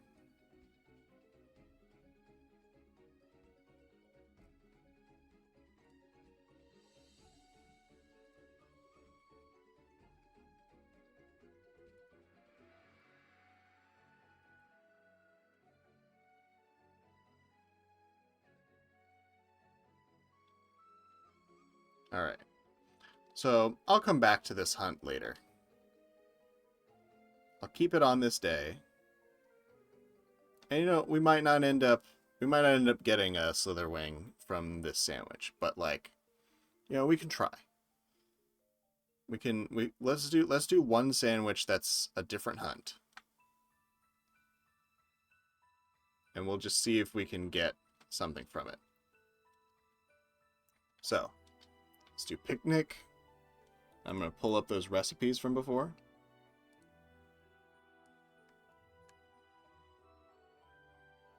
And how is the bug sandwich?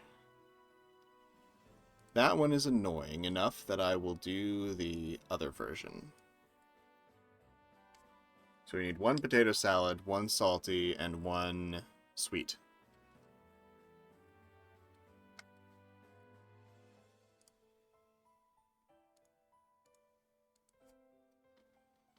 So creative mode.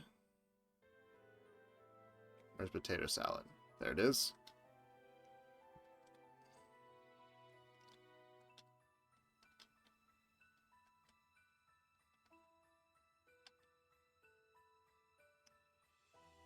Yeah, so let's do one sandwich that's something else, and then maybe we'll come back to Sinistea afterwards.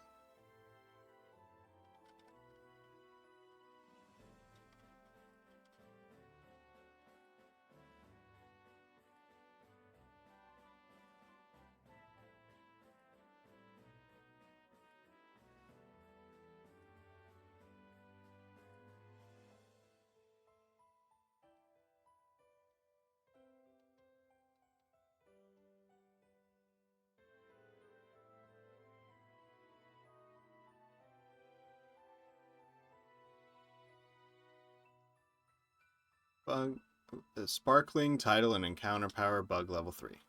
All right.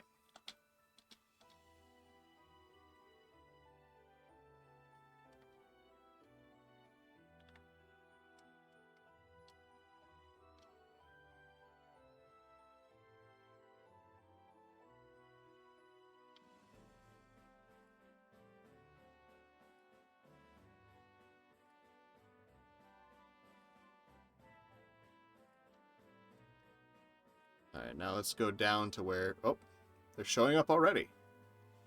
Nice. And by the way, I already have shiny Venomoth, and I already have shiny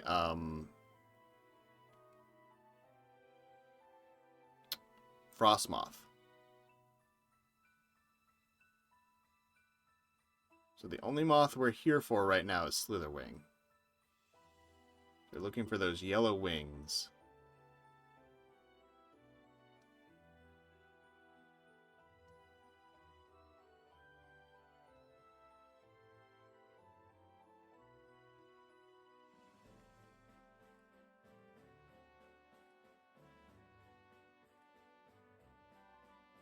I will watch out for the other ones to be shinies, but they won't be enough to make me keep the sandwich if they're all I get.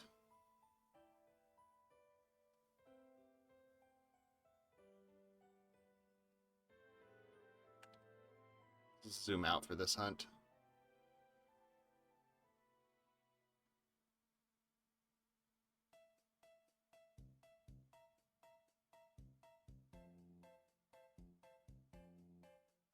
I already have several shiny Loki as well, so I don't need those either.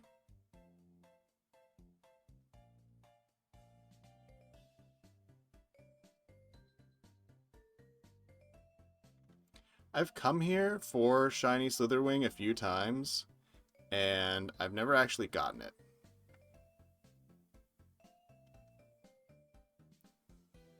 This is instead how I got my other shiny moths.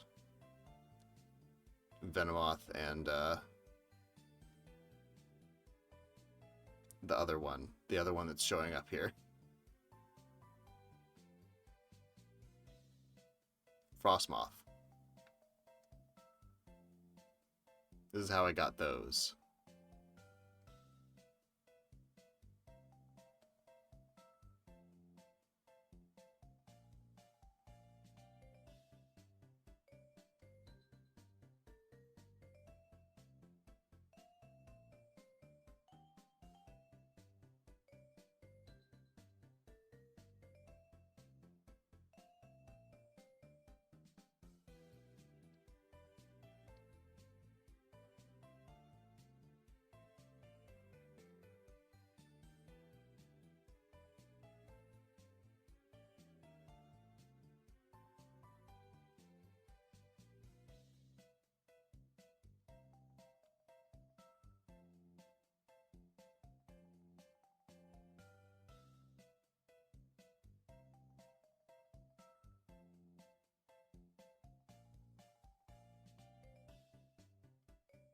Looking for those wings to not have any red on them.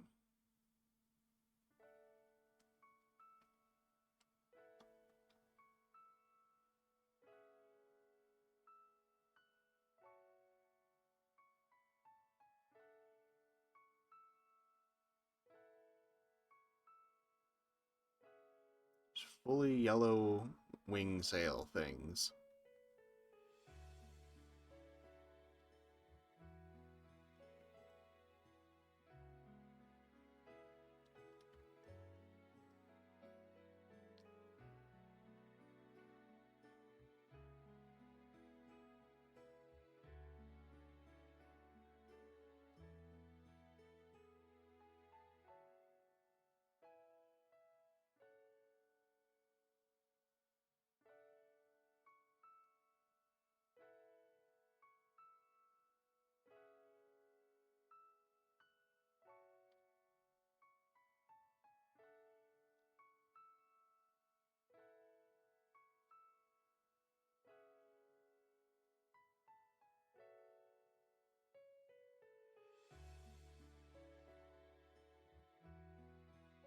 That's blue. Thought it might have been green for a second.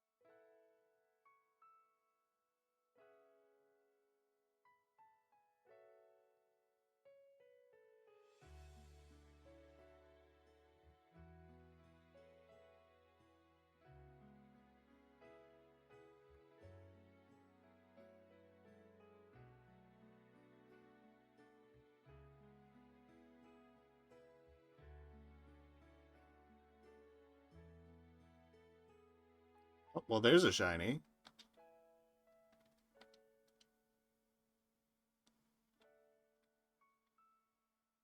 Go ahead and snag this one.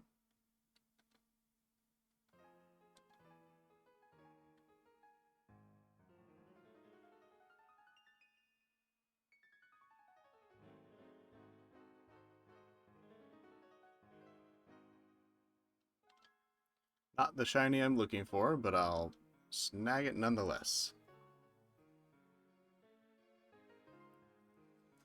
Oh, are you gonna insist that I paralyze you? All right.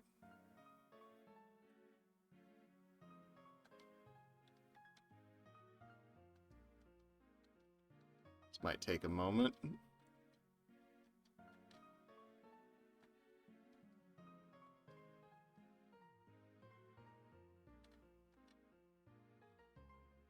There we go.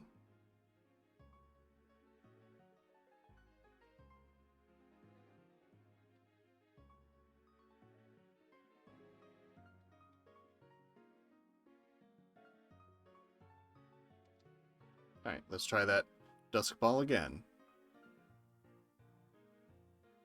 Oh. Wow, this one's being stubborn. I guess it is level 55, right?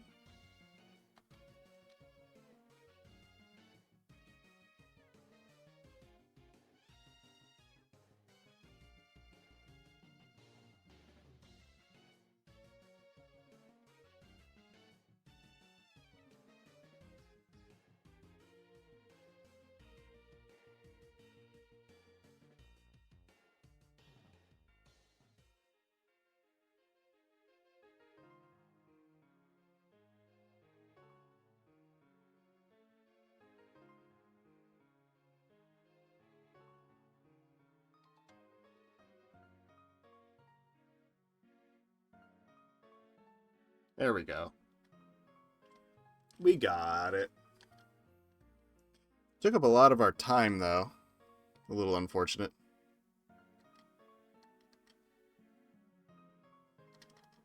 You know, when it's not our target, it's a little unfortunate that it took up quite a bit of time. Well, I guess it didn't take up that much time. It just felt like it.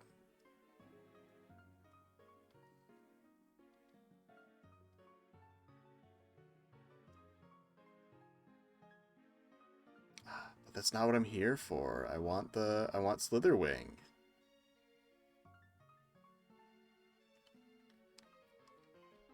I'm not here for Venomoth. I already had Venomoth.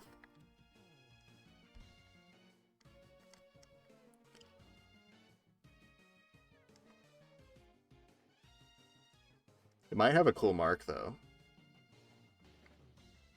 And that's always cool to get.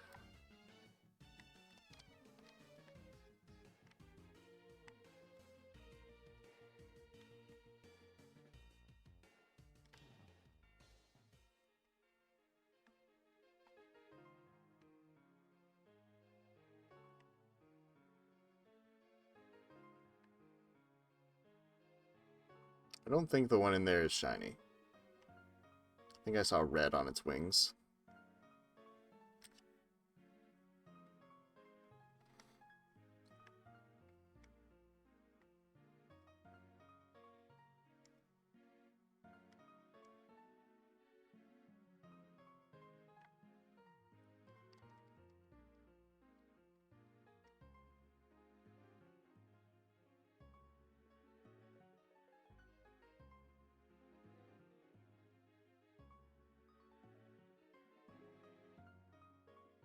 Boy, there is like no Slitherwings showing up right now. Oh, there's a few. But they're vastly outnumbered by these other moths right now.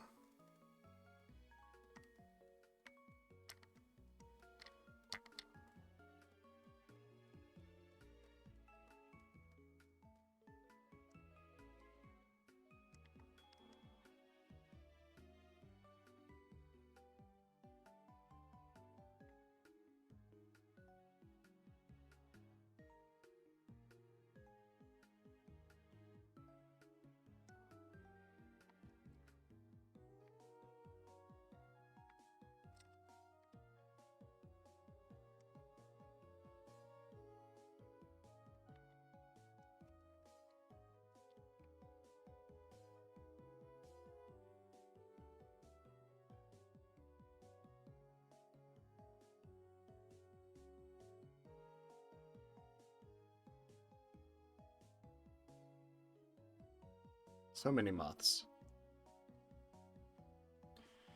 I'm not here for Venomoth, though.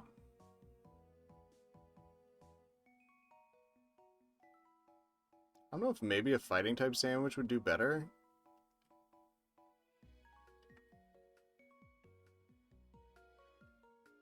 I'm not sure what else is fighting type that spawns right here.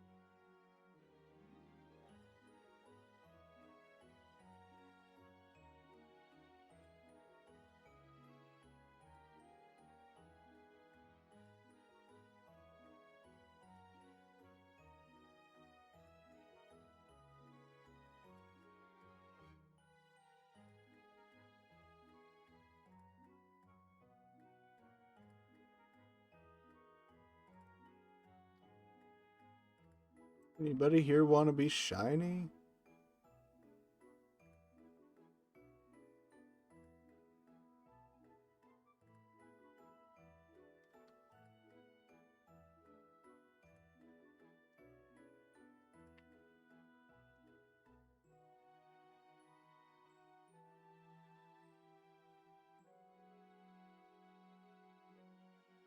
Wait. No, you're not shiny. I thought it was for a moment there. You are, though. You are shiny.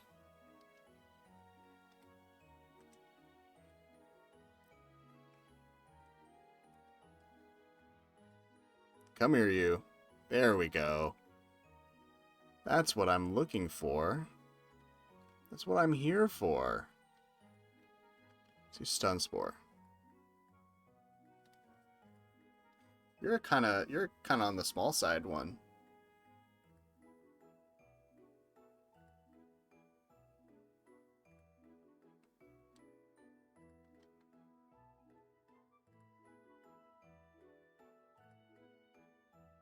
Lunge, huh?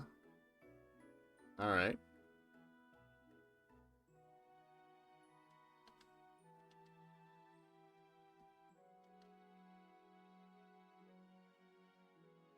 No, not that time.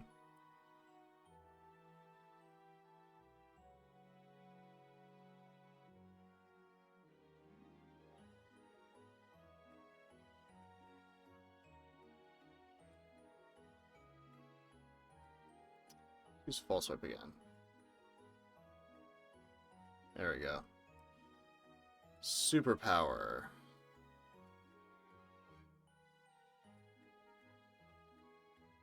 I haven't been paying attention. I hope this thing doesn't know anything that can hurt itself.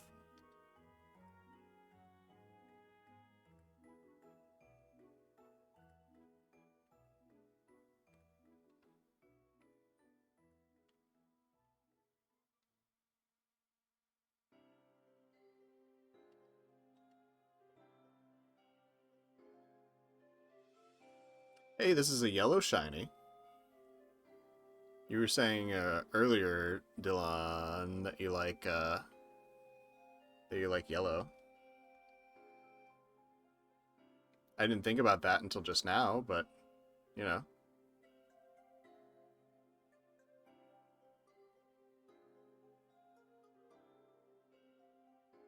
Okay, it lowers its attack. I couldn't remember if superpower did recoil damage or not.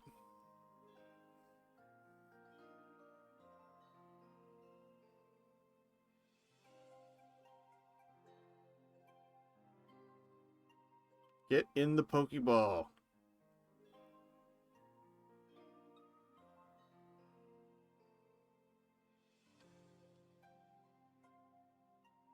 I'll catch you with every Pokeball I've got.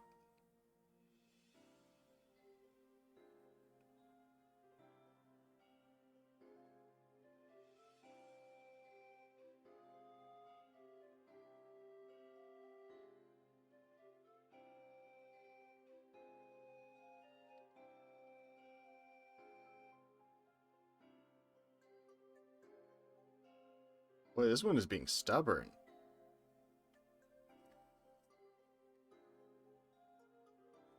I guess it is a Paradox Pokemon, right? And it's level 55. Still, though, it's paralyzed. And it's at 1 HP.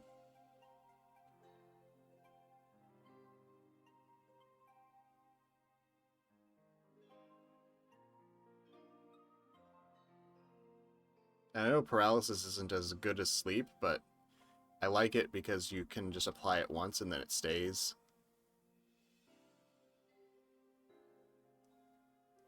Still, though.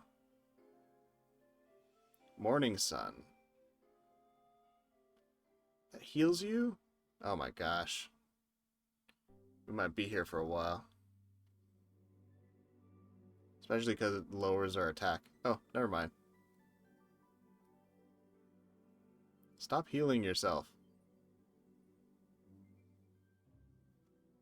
Hopefully you're not doing that because that's like the only thing that you have to use still.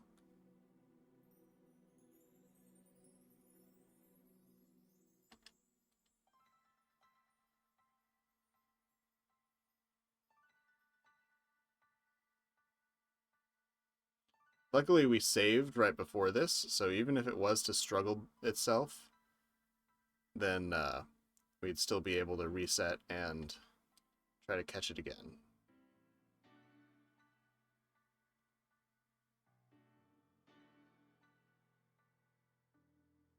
This guy's eating up so many of my dusk balls.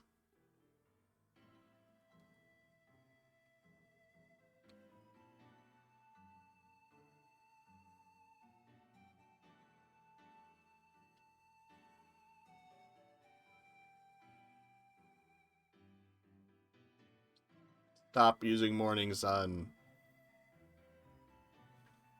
Use literally any of your other moves besides Morning Sun.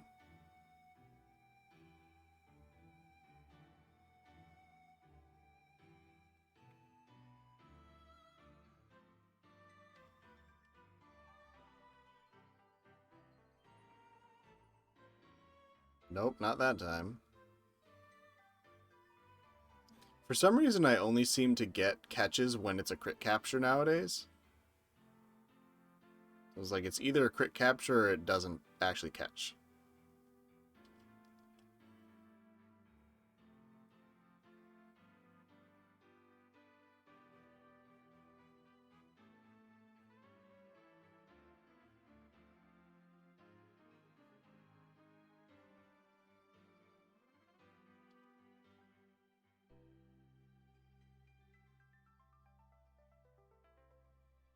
Which I'm just surprised that I haven't gotten a crit capture in all this time.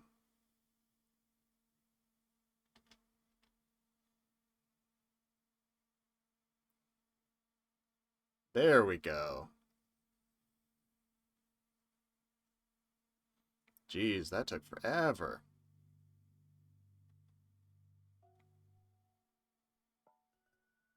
All right, though. We did it.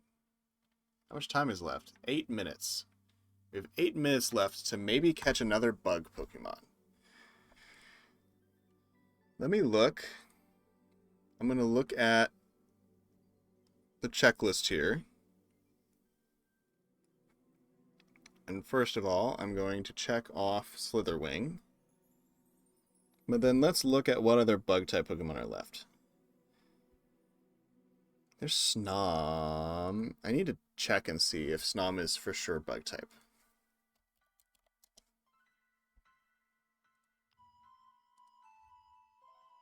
It is. It is Ice Bug. Okay. Well, if that's the case...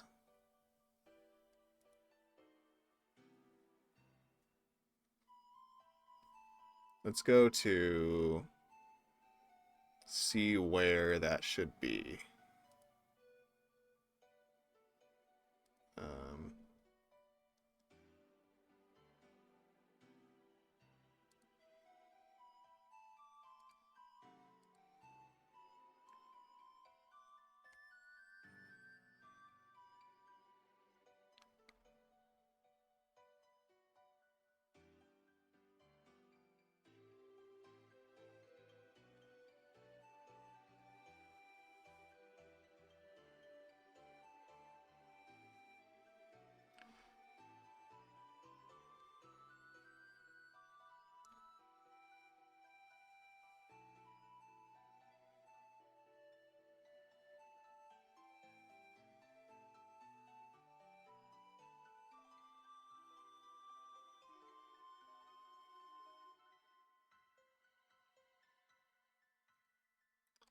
Alright, let's see. Bug Pokemon.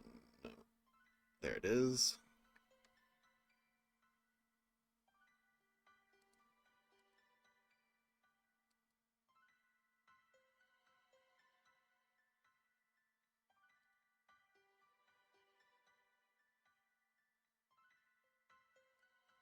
Okay.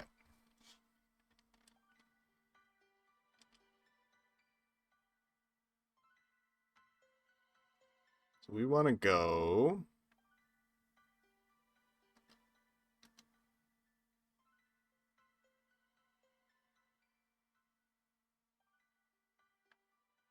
where is it?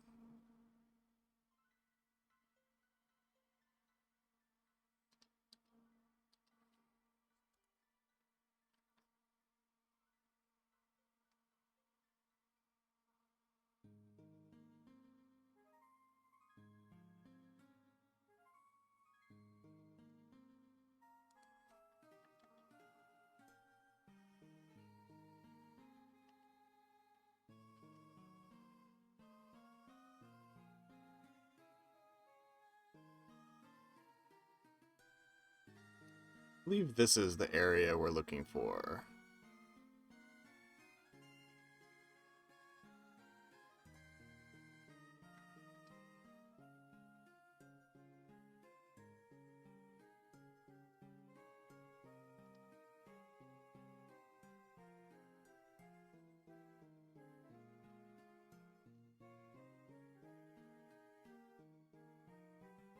So let's see if we can see one with a little green face.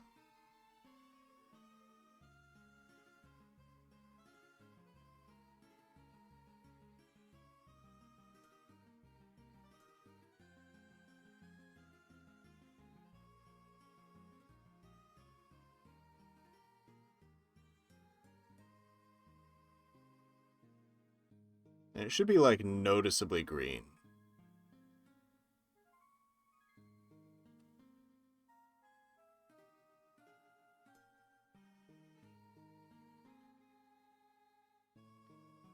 I am, though, still gonna check some of the ones that look a little suspect.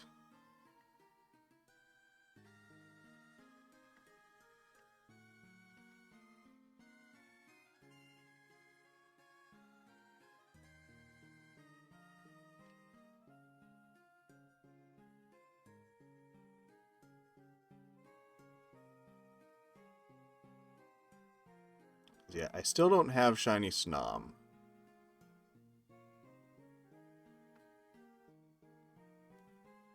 I caught Frostmoth as Frostmoth.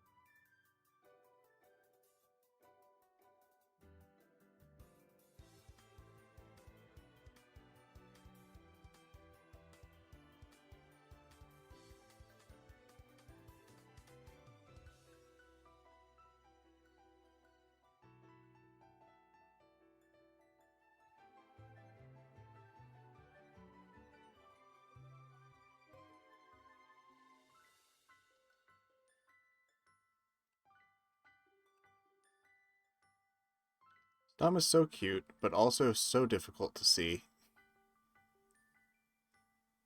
These tiny Pokemon.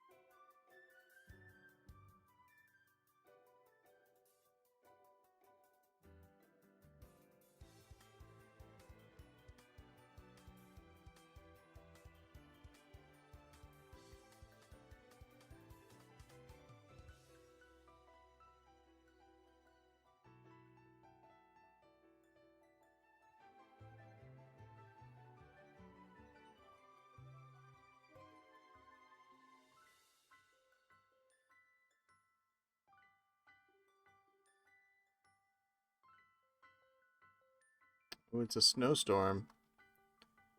Only got 2 minutes left, though.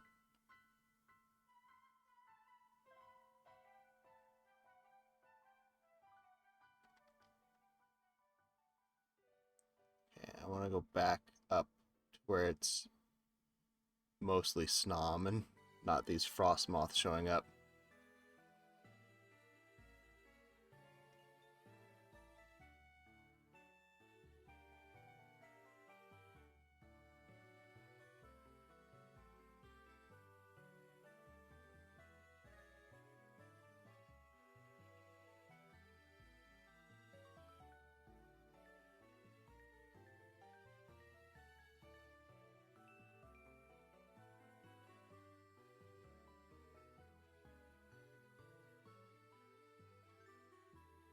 Hold on.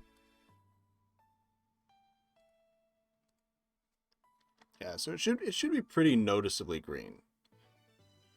I'm looking at a picture of it on my other screen here.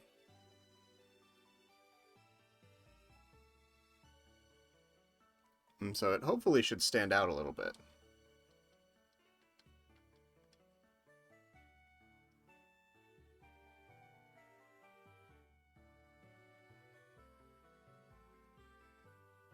Snowstorm already over. Wait. Is that it? That is not it. Okay. It just had some lighting on it that made it look like it was like it was green and shiny. Well, I don't think we're walking away from this with Snom, unfortunately. That's okay, because at least we got our hands on a Slitherwing.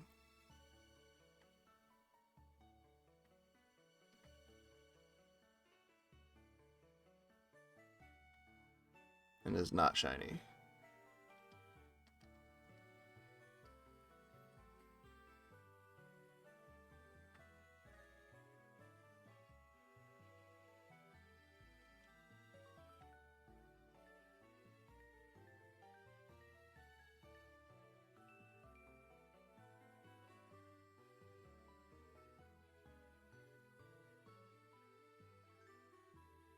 Ah.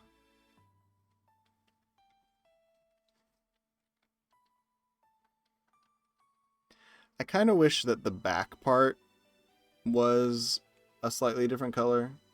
That way I could not have to worry about looking at the faces of each individual Snom. That's alright, though. We didn't manage to get a shiny Snom, but we did get shiny Slitherwing, which is a win in my book. Let's take a look at it. Let's check out that Venomoth, too. Alright, no marks on either one of them. That's alright. Let's go and get their sizes checked out.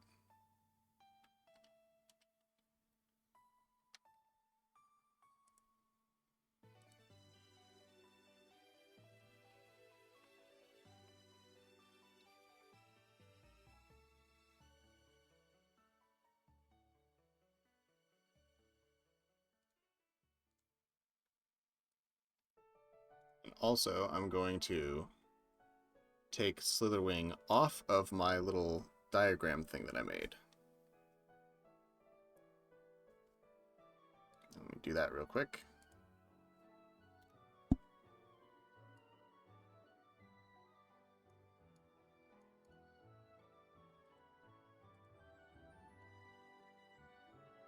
Cool.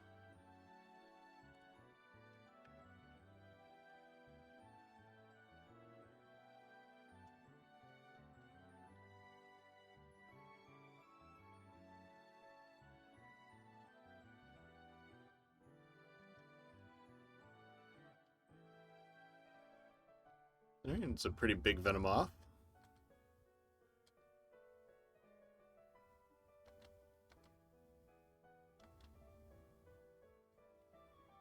It was a very small it was a very small Slitherwing.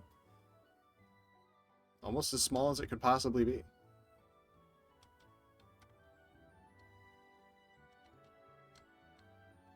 Well, here, let's keep that there for now. Let's see. Do we want to do another different shiny hunt?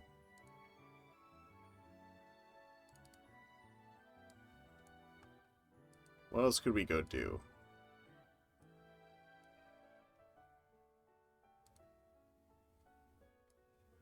What else would be fun?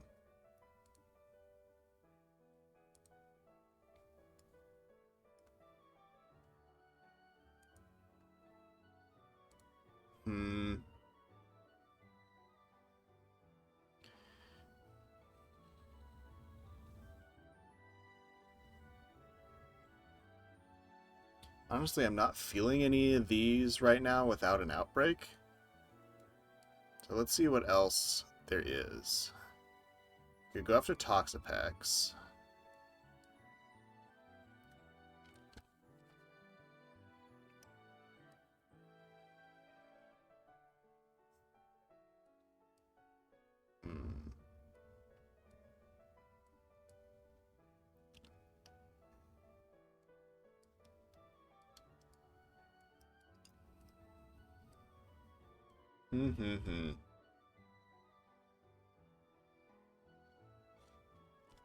Honestly, Brexish wouldn't be too difficult to do a shiny hunt for because its shiny is so different looking. Could also go after two more Goomies. the dragon sandwich. Wouldn't be too bad. Then I'd only have 2 lines left from Kalos that are in this game.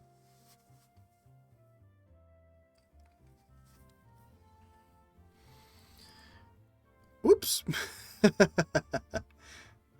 My bad, I forgot to bring the Switch thing back. That being said, what are the recipes for the dragon sandwich?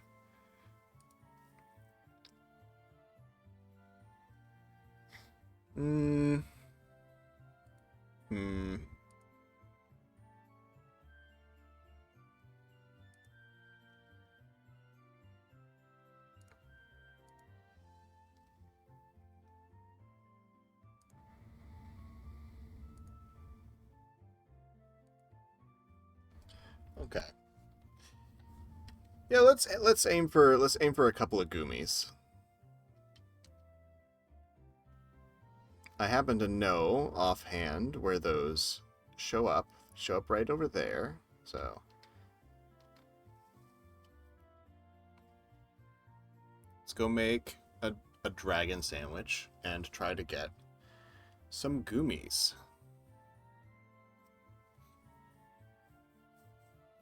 Those will show up really well.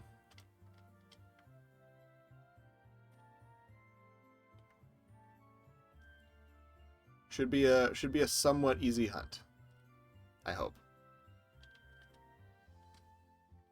Let's go ahead and save.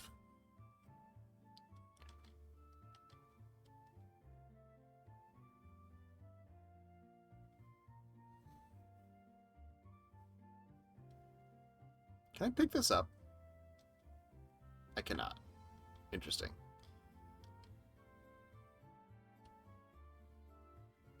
Alright, so for this sandwich, we need 1 of each type of pepper, we need 2 avocados, and we need a prosciutto.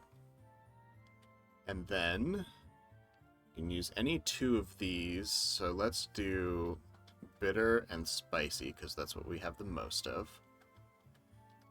And then, let's get a party pick.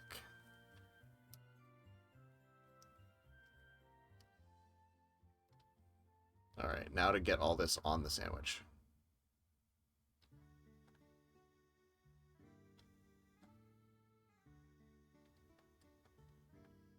I'll do the avocados now.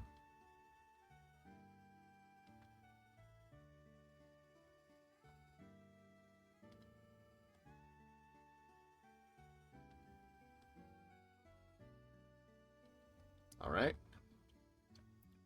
Now time for peppers.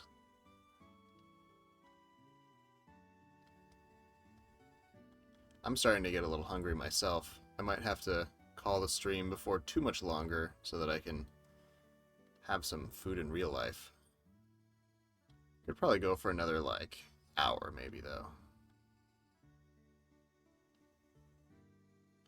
And we don't need the lid. Get out of here with that.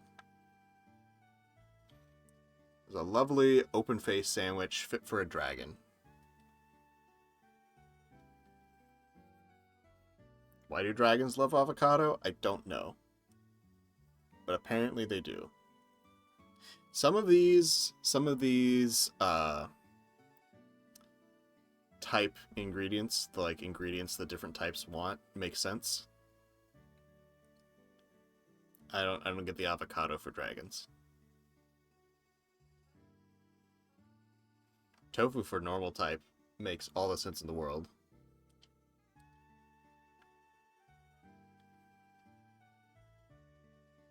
Alright, let's look for a couple of goobies. Looking for yellow.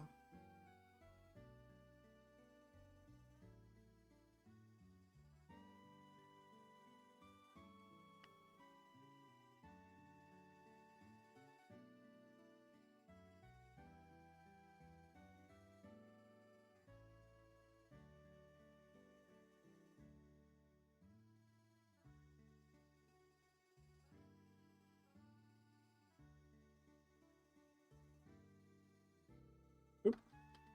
I didn't see you there.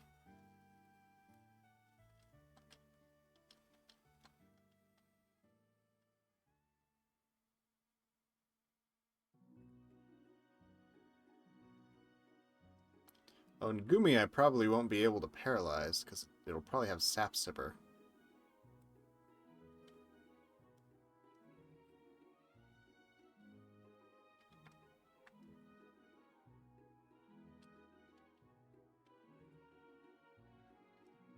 I got all excited about this Psyduck, because I thought it was a shiny Gumi.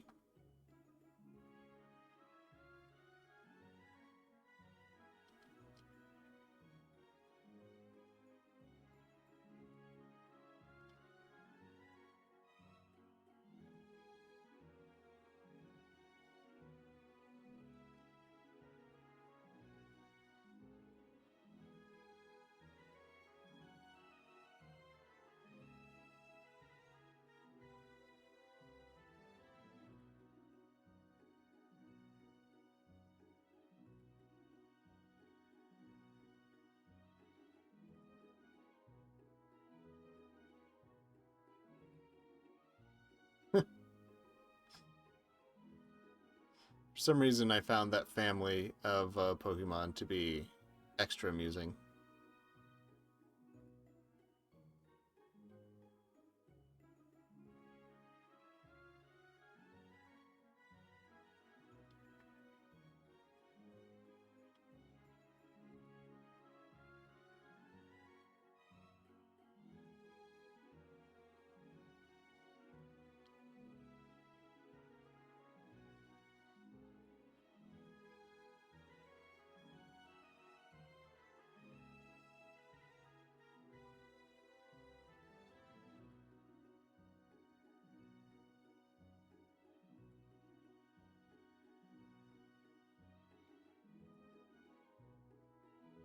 Well, if no one's gonna chat, then I'll just stay quiet for a little while.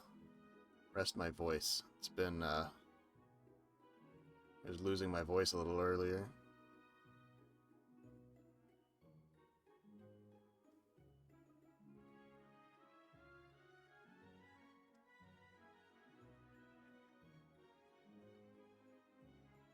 But if anyone does want to talk about anything, just chat and I'll perk right back up, I swear.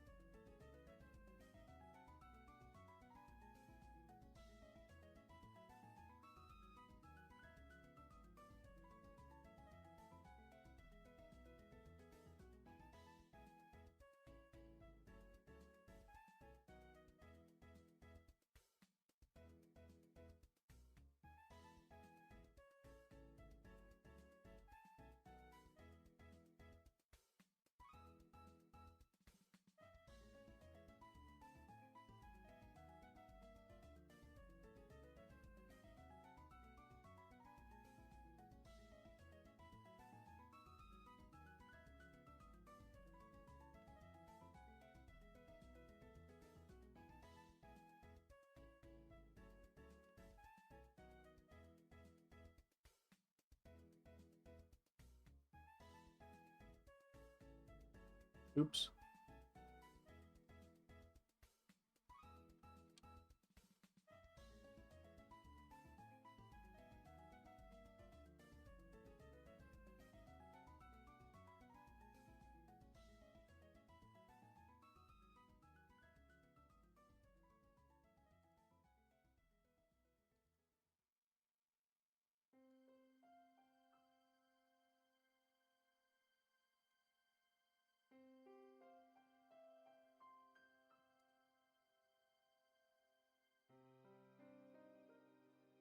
I'm I'm gonna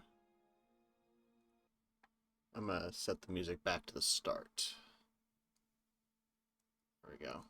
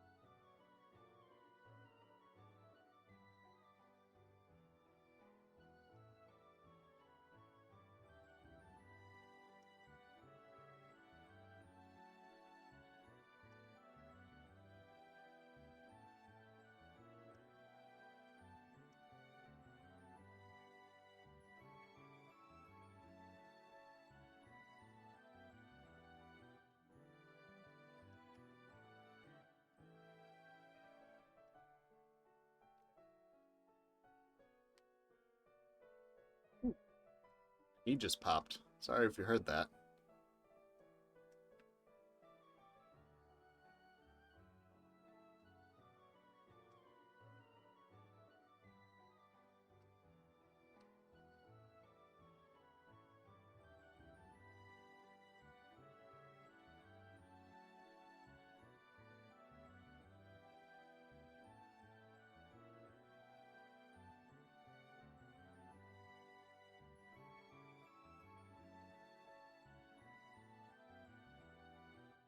Get some shiny luck going, guys.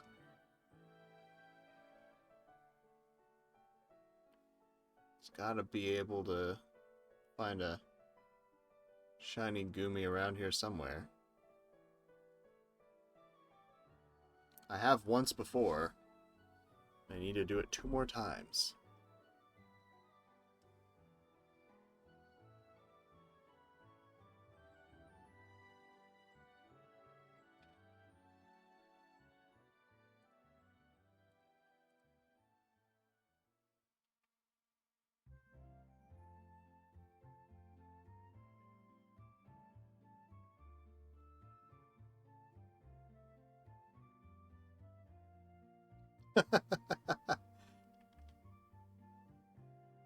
Look at that little guy. Oh, that was adorable.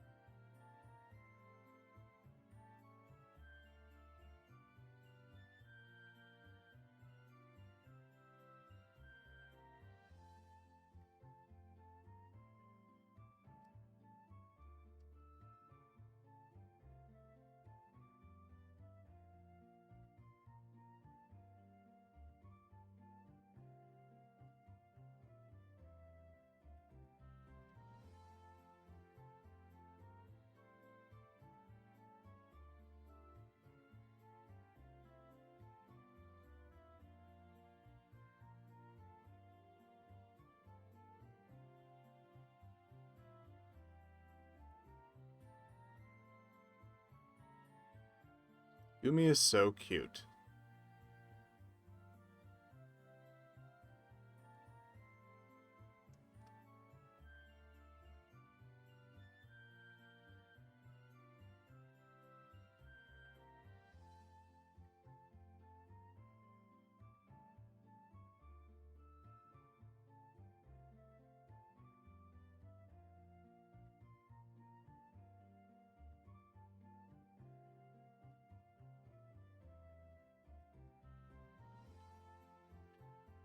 Whew.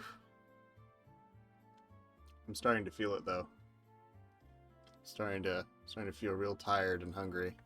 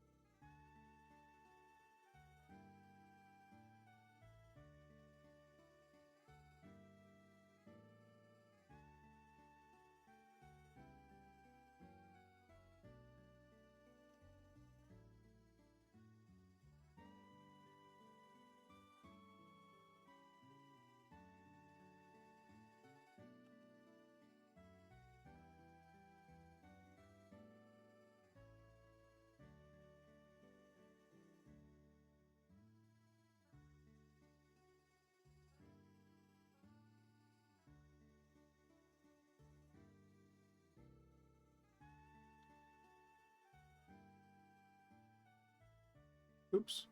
Didn't see that Gumi there. It's not shiny though, so we're gonna move on.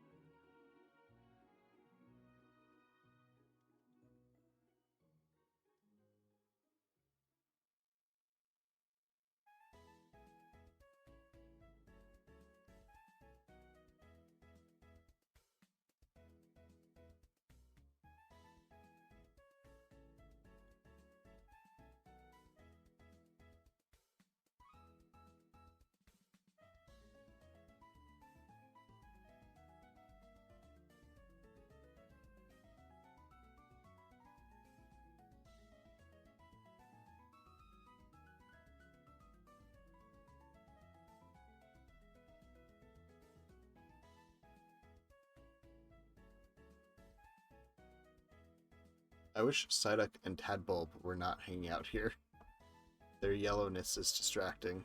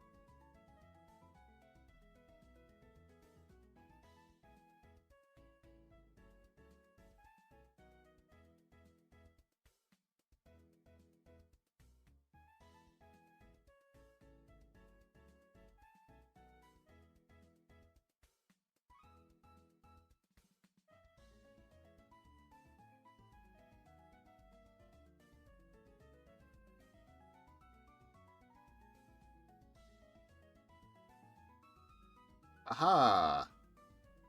There's one.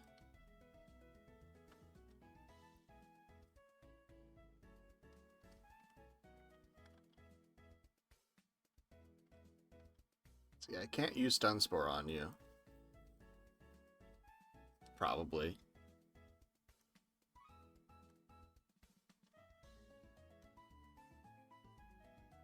What level are you?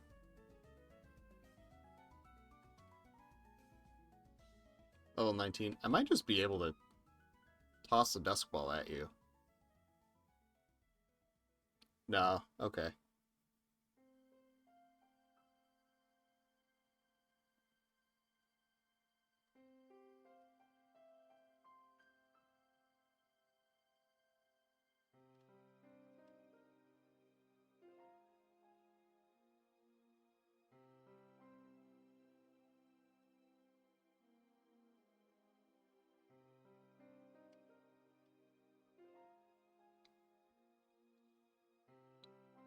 Need to stock up on some more Dusk Balls soon.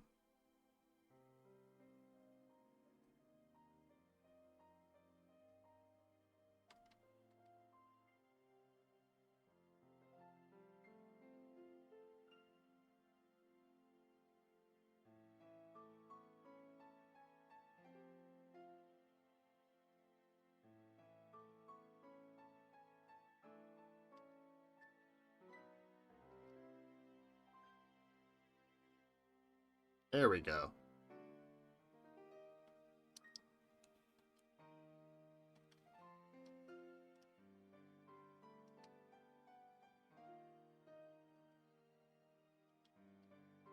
Alright, let's try to get one more Shiny Gumi in 7 minutes.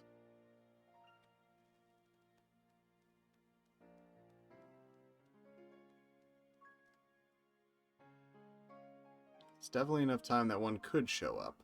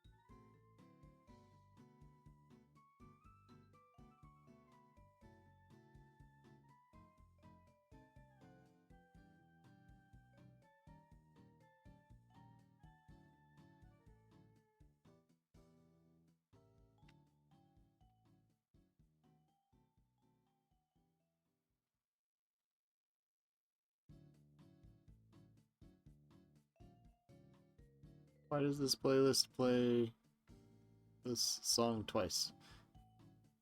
Oh well.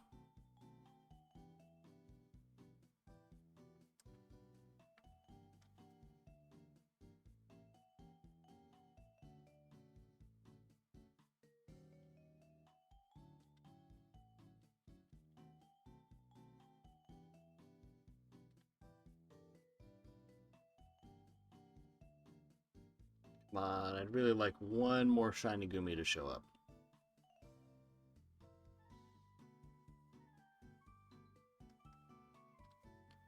Doesn't have to be anything special about it, just be shiny. No, like, crazy marks. No, like, particular stats or gender or anything like that.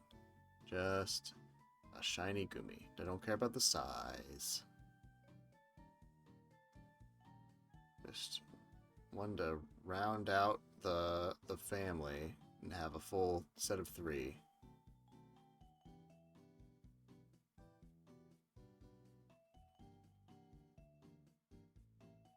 That would be pretty cool.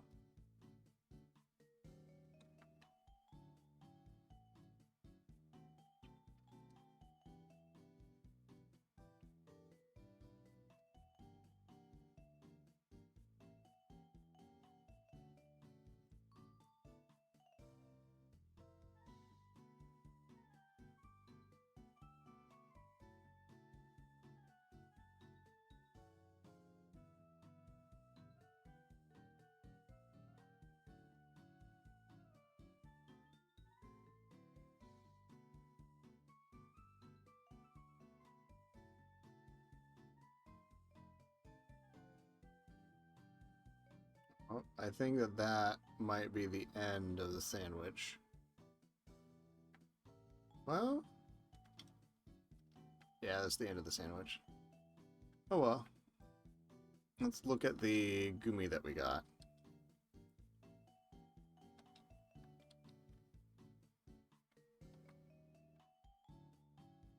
No marks. It did have Sap Sipper, just as I thought it would. Alright. Well, I think I'm going to go ahead and save over that.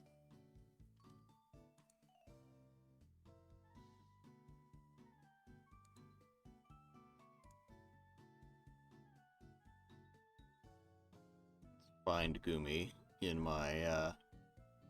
First of all, let's save.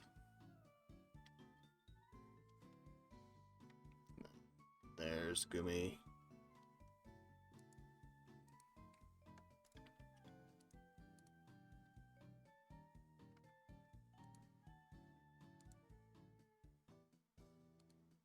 And then we'll also remove Sliggoo from this. Very good.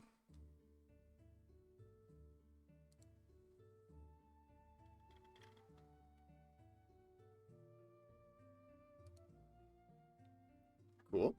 Let's put the Switch gameplay back.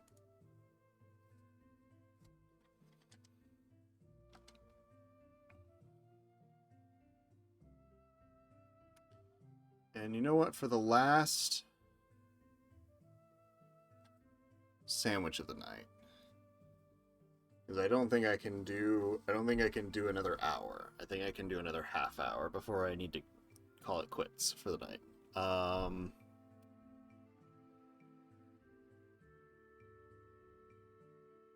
Let's go do Sinistea one more time.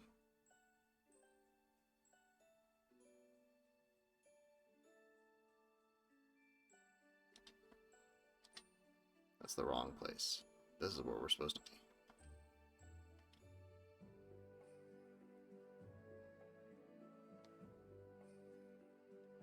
We'll do one more sandwich for Sinistea.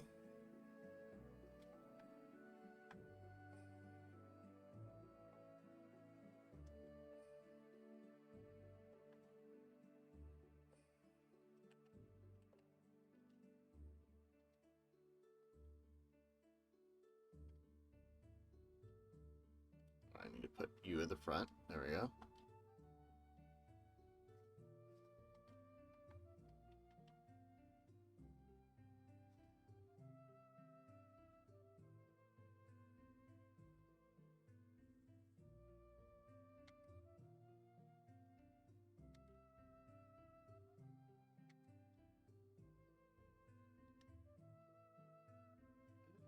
red onion, and then salty and sour.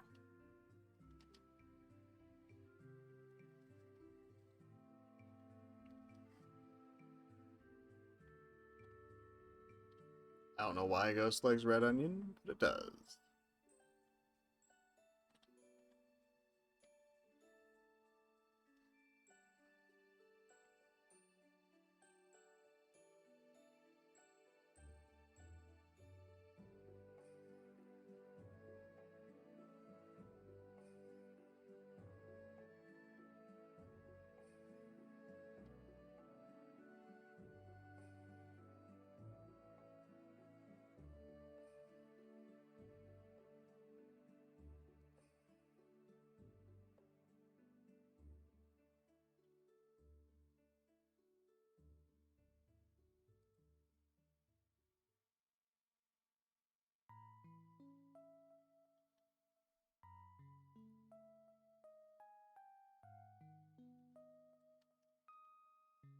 Alright, it's nighttime.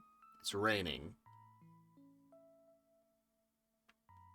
There's a bunch of titles that we could get.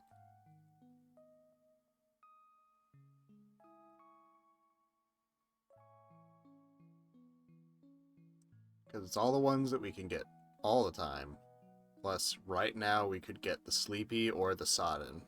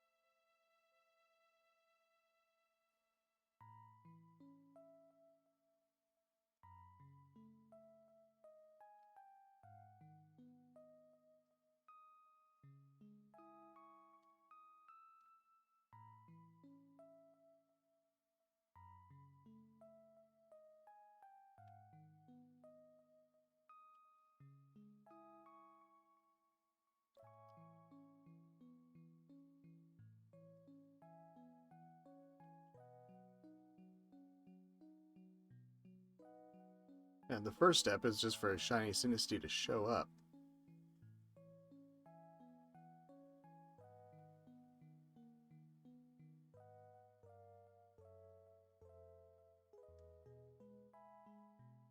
Might get early riser now.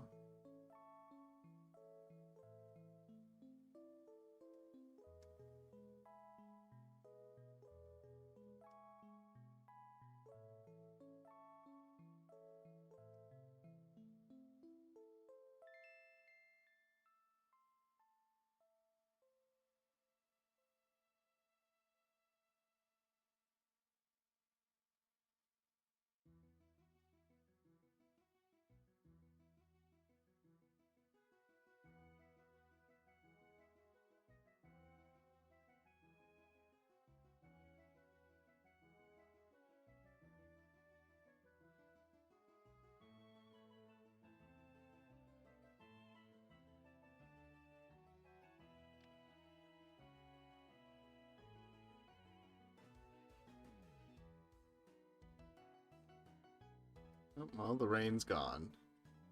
That's too bad.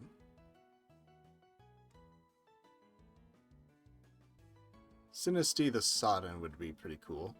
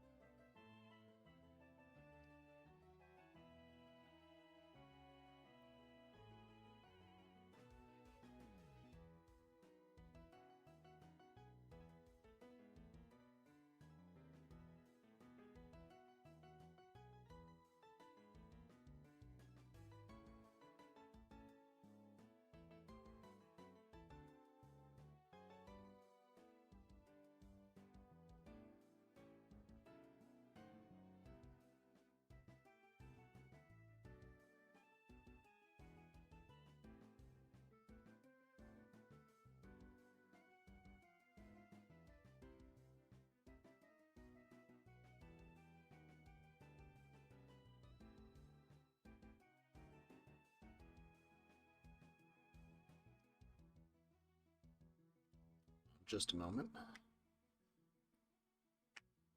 Oh, here, I'm gonna mute for just a sec.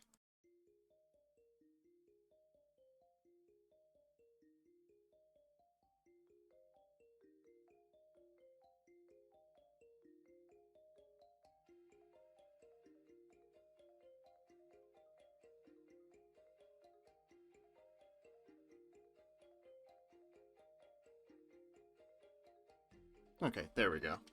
Had to loosen up the fingers a little bit.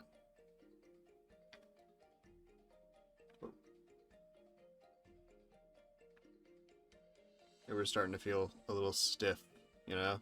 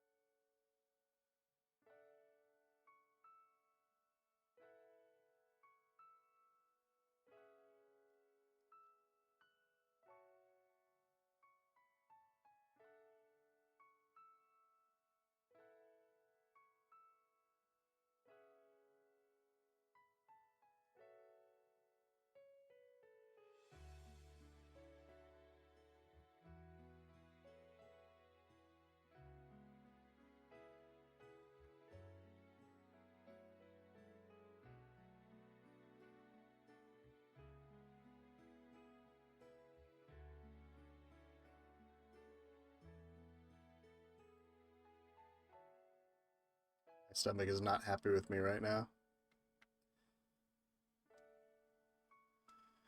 It just seems rude to me to eat on stream, though.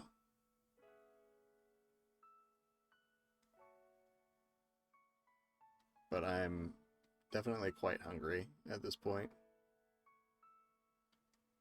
So that, more than anything, is probably going to be what makes me have to end it here in a little bit. Because,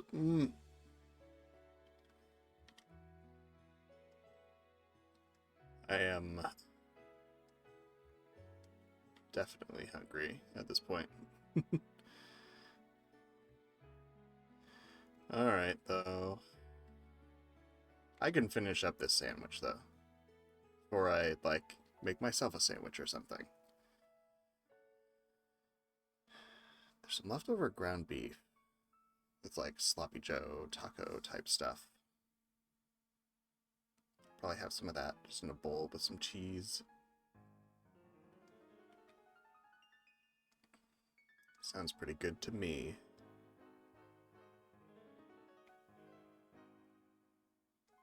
My stomach agrees.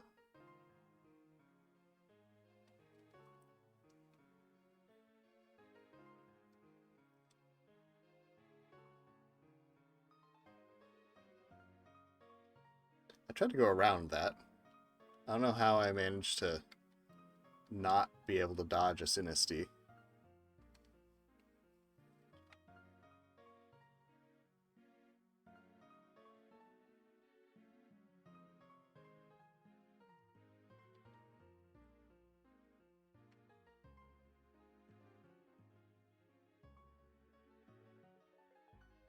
Boy, I'll be really pleased when I'm done shiny hunting tiny Pokemon. In this game. Tiny Pokemon in other games are fine. Tiny Pokemon in this game, very difficult to shiny hunt.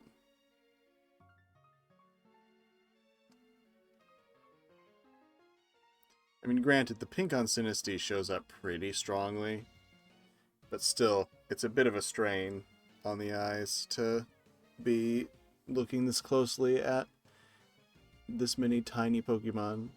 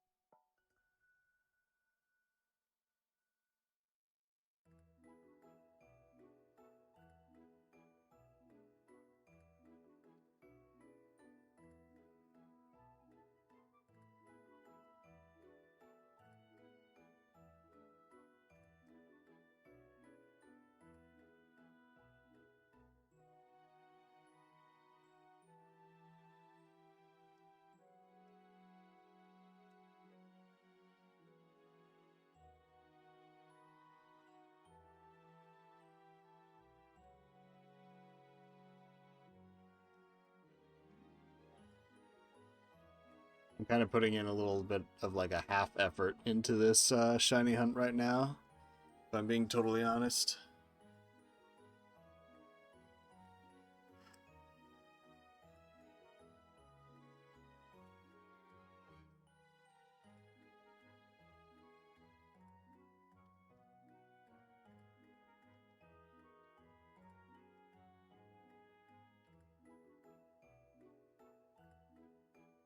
Not taking a lot of care to check all around me right now. It's just kind of being wherever my camera happens to go.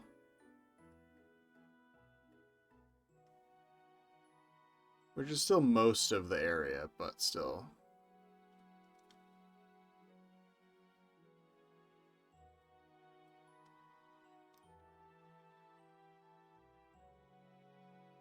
Here, you know what? I know it'll help keep me going for the last few minutes.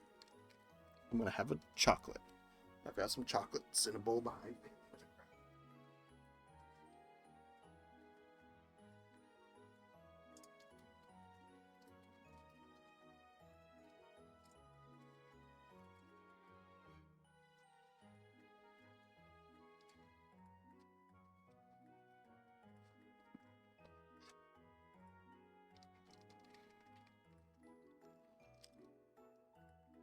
Okay.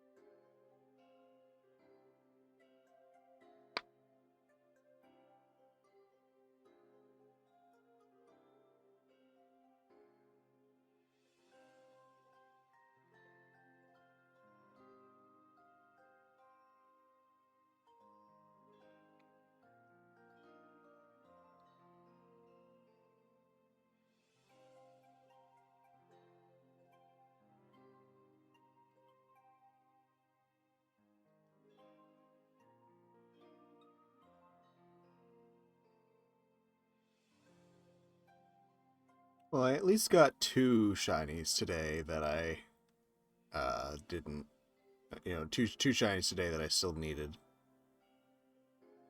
So that's something.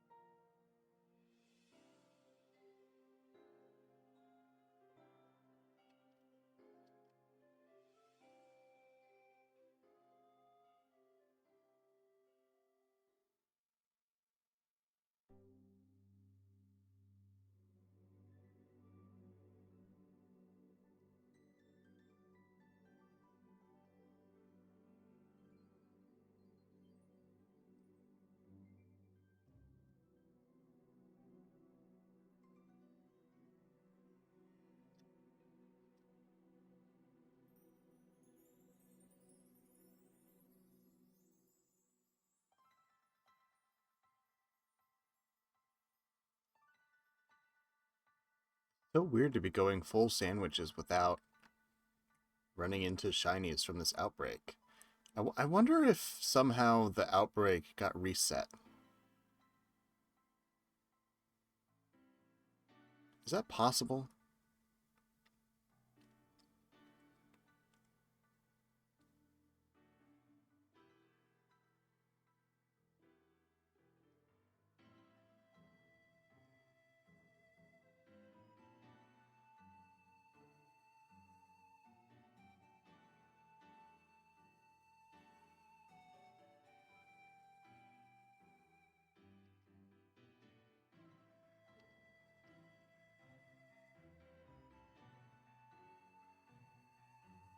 Wait a minute.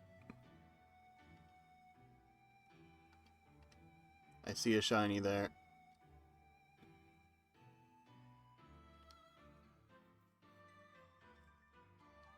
Okay. I put the wrong Pokemon out first, but that's okay.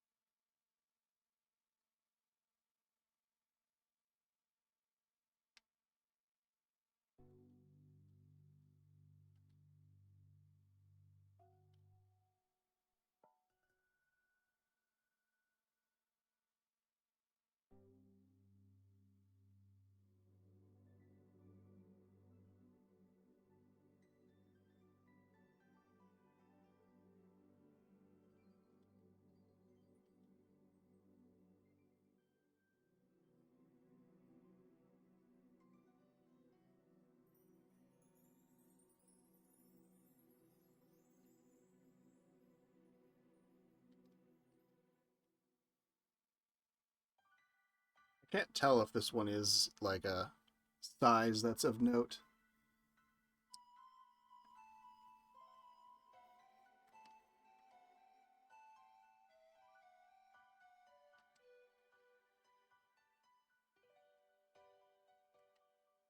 Ah. Well, that's the end of that sandwich. Let's have a look at the Sinistea that we caught.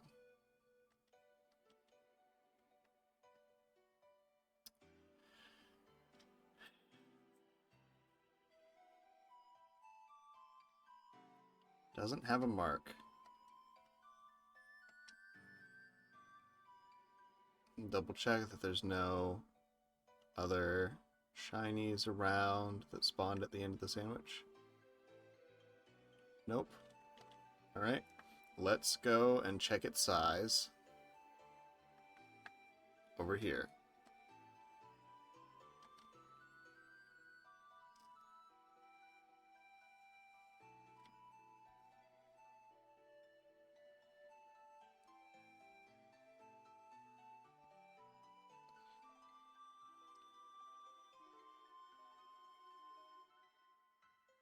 Pardon me.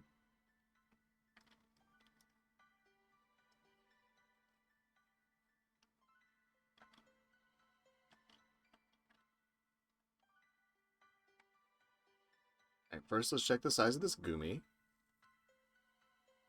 little smaller than average. That's about what I thought. Alright, now the Sinistea, I have no idea. Perfectly average sized. Well, cool. Alright.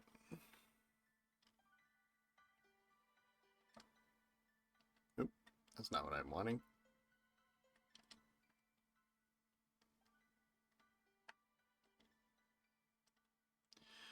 Well, alright.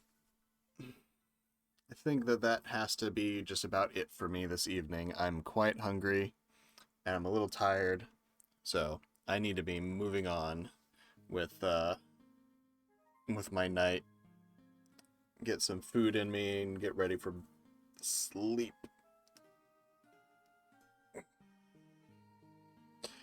But yeah, I'm thinking I think I might move on from this shiny hunt for now, because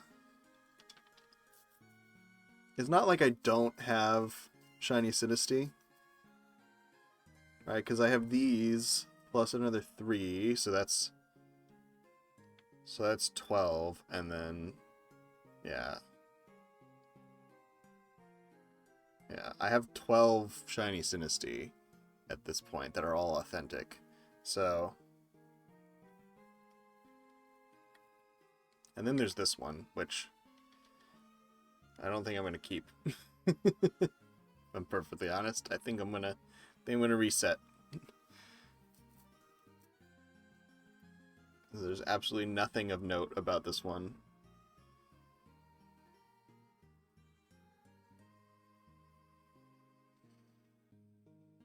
Oh well.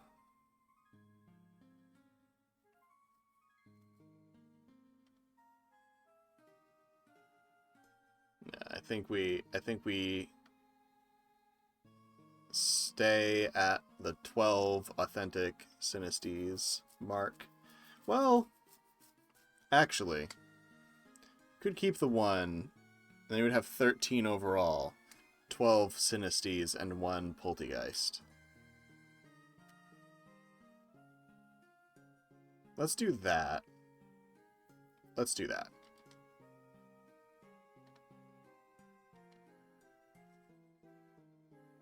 There we go. It's at the cost of 2 Herba Mystica. It's fine. Oh, wait. I'll put my...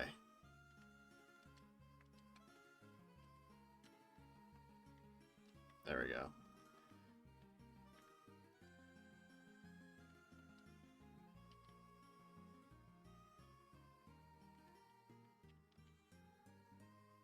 Alright. Well, I think that that's just about it. So until next time, everyone, sleep well, sailors.